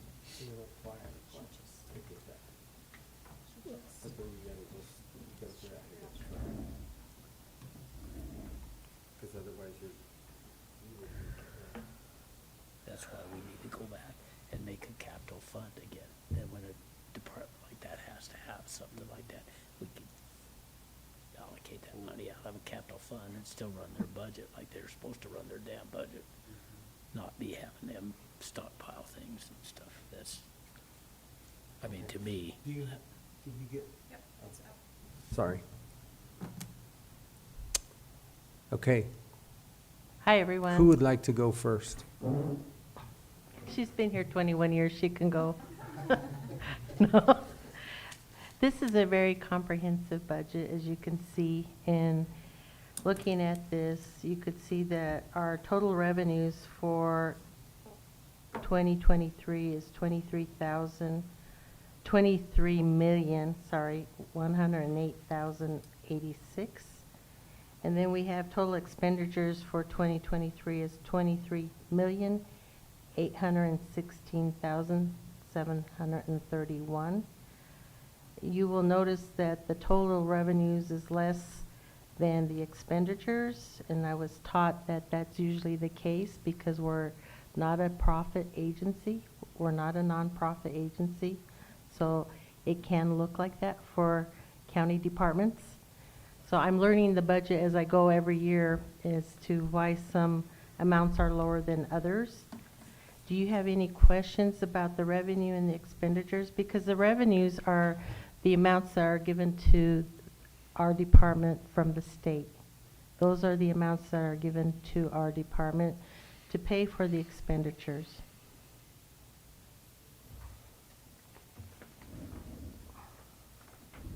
So what was the difference again, Gina? The revenues, usually if you're in a private, I'm not seeing it here, is where I'm not following you here. the total revenues for 2023 is $23,108,086. Okay, I got it now. And then the expenditures for 2023, we have $23,816,731. Do you see those two lines? I got it. Okay.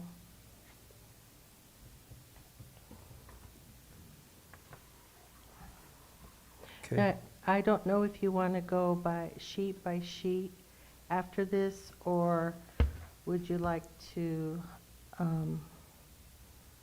talk about what we're budgeting for 2023, basically? We're budgeting for 2 new vehicles for our staff, and we also are budgeting a 3% increase in our staff's salary and benefits for all staff. And that's pretty much basically what we're seeing as a difference. And I know if you have any questions about that, please let us know, because we budgeted them in this budget worksheet under staff and allocations for staff. It's under, I think it's and it all depends on each program. Each program is broken down, like you can see on the second page. If you want to turn it to the second page, it has adult protection program and what's budgeted for them. And then the next page is for regular administration and pool costs for 2023. And that's where the 3% comes in for the cost of living raise. And then child support, we have budgeted for the revenue is $267,512. And for program core services, we have a budget revenue of 148,178. So if you look at the salaries too, for core services administration, it's 148,000. So the total core services administration is like 217,863. But really, there's really nothing that is extraordinary, is that we have to budget for 2023 based on maybe a 3 to 5% increase in our budget. And also just the increase for the staff increase of COLA and the 2 new cars. We have 2 old cars that are looking pretty shabby. They're over, what, 100,000 miles or more. And so that's going to be our big expense. That's not old, Gina. How many miles does it have? More than like 100 and, I know. They don't get broke in until they get to 300,000. Oh, my goodness. But we want safe vehicles when we're transporting children. Just because they're and old families. doesn't mean they're not safe. Okay. That Tacoma I drive just turned over 300 and it's still just chugging along. Well, I have a Highlander that has 205,000, so I understand that completely. But these cars have been used quite a bit. So in other words, basically your big ones are just the COLA for the staff and then basically the 2 vehicles. Yeah. Okay. Everything else, we estimated up just because everything goes up anymore. Okay. And we don't have any control under the benefit part of it. Right. No, I wish we had control over that because that's huge to the entire county. It's huge. Okay. Questions, gentlemen? No. Okay. Thank you. Thank you. I won't call them old cars anymore. Don't, yeah. It's just used. You can say slightly used. Slightly used. Or something like that. Overused. Yeah. Okay, thanks. All right, thanks. Just call them broke in. They're just broke in.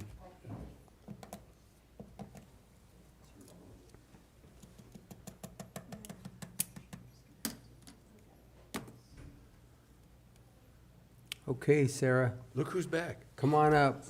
We're gonna go with you.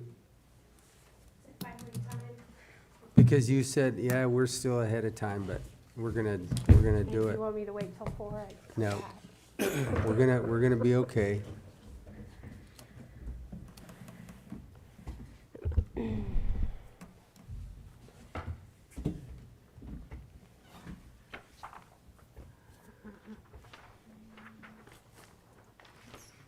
So I think really the only thing that changed from over last year significant was the 3% increase on the salaries. I adjusted a little bit in the operating expense in the fact that I took away $500 from the vehicle expense. The sheriff's department keeps the Hummer up and operational, but that $1,000 is just in case we do something that we should be paying for, you know, like if we're not maintaining the batteries or whatever, then we'll cover that cost.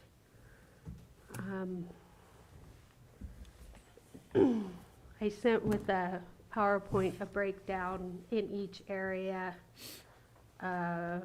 what we plan to do with the money.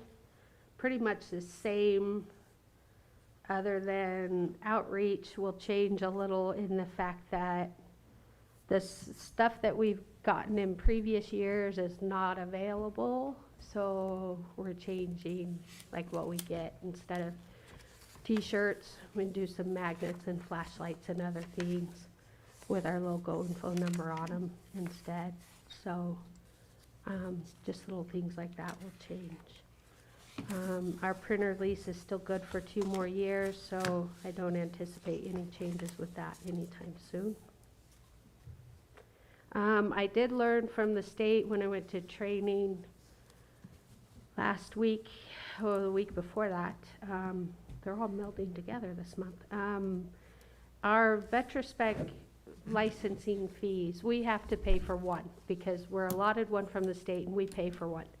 But the one that the state pays for, they were taking that out of our reimbursement before they gave us our reimbursement.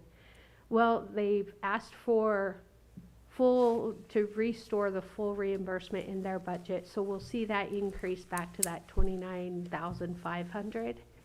And the 450 for the licensing should also be there as well. We don't have definitive numbers just yet. That's just what they reported that they were approved for. So starting in probably January is when we'll see that.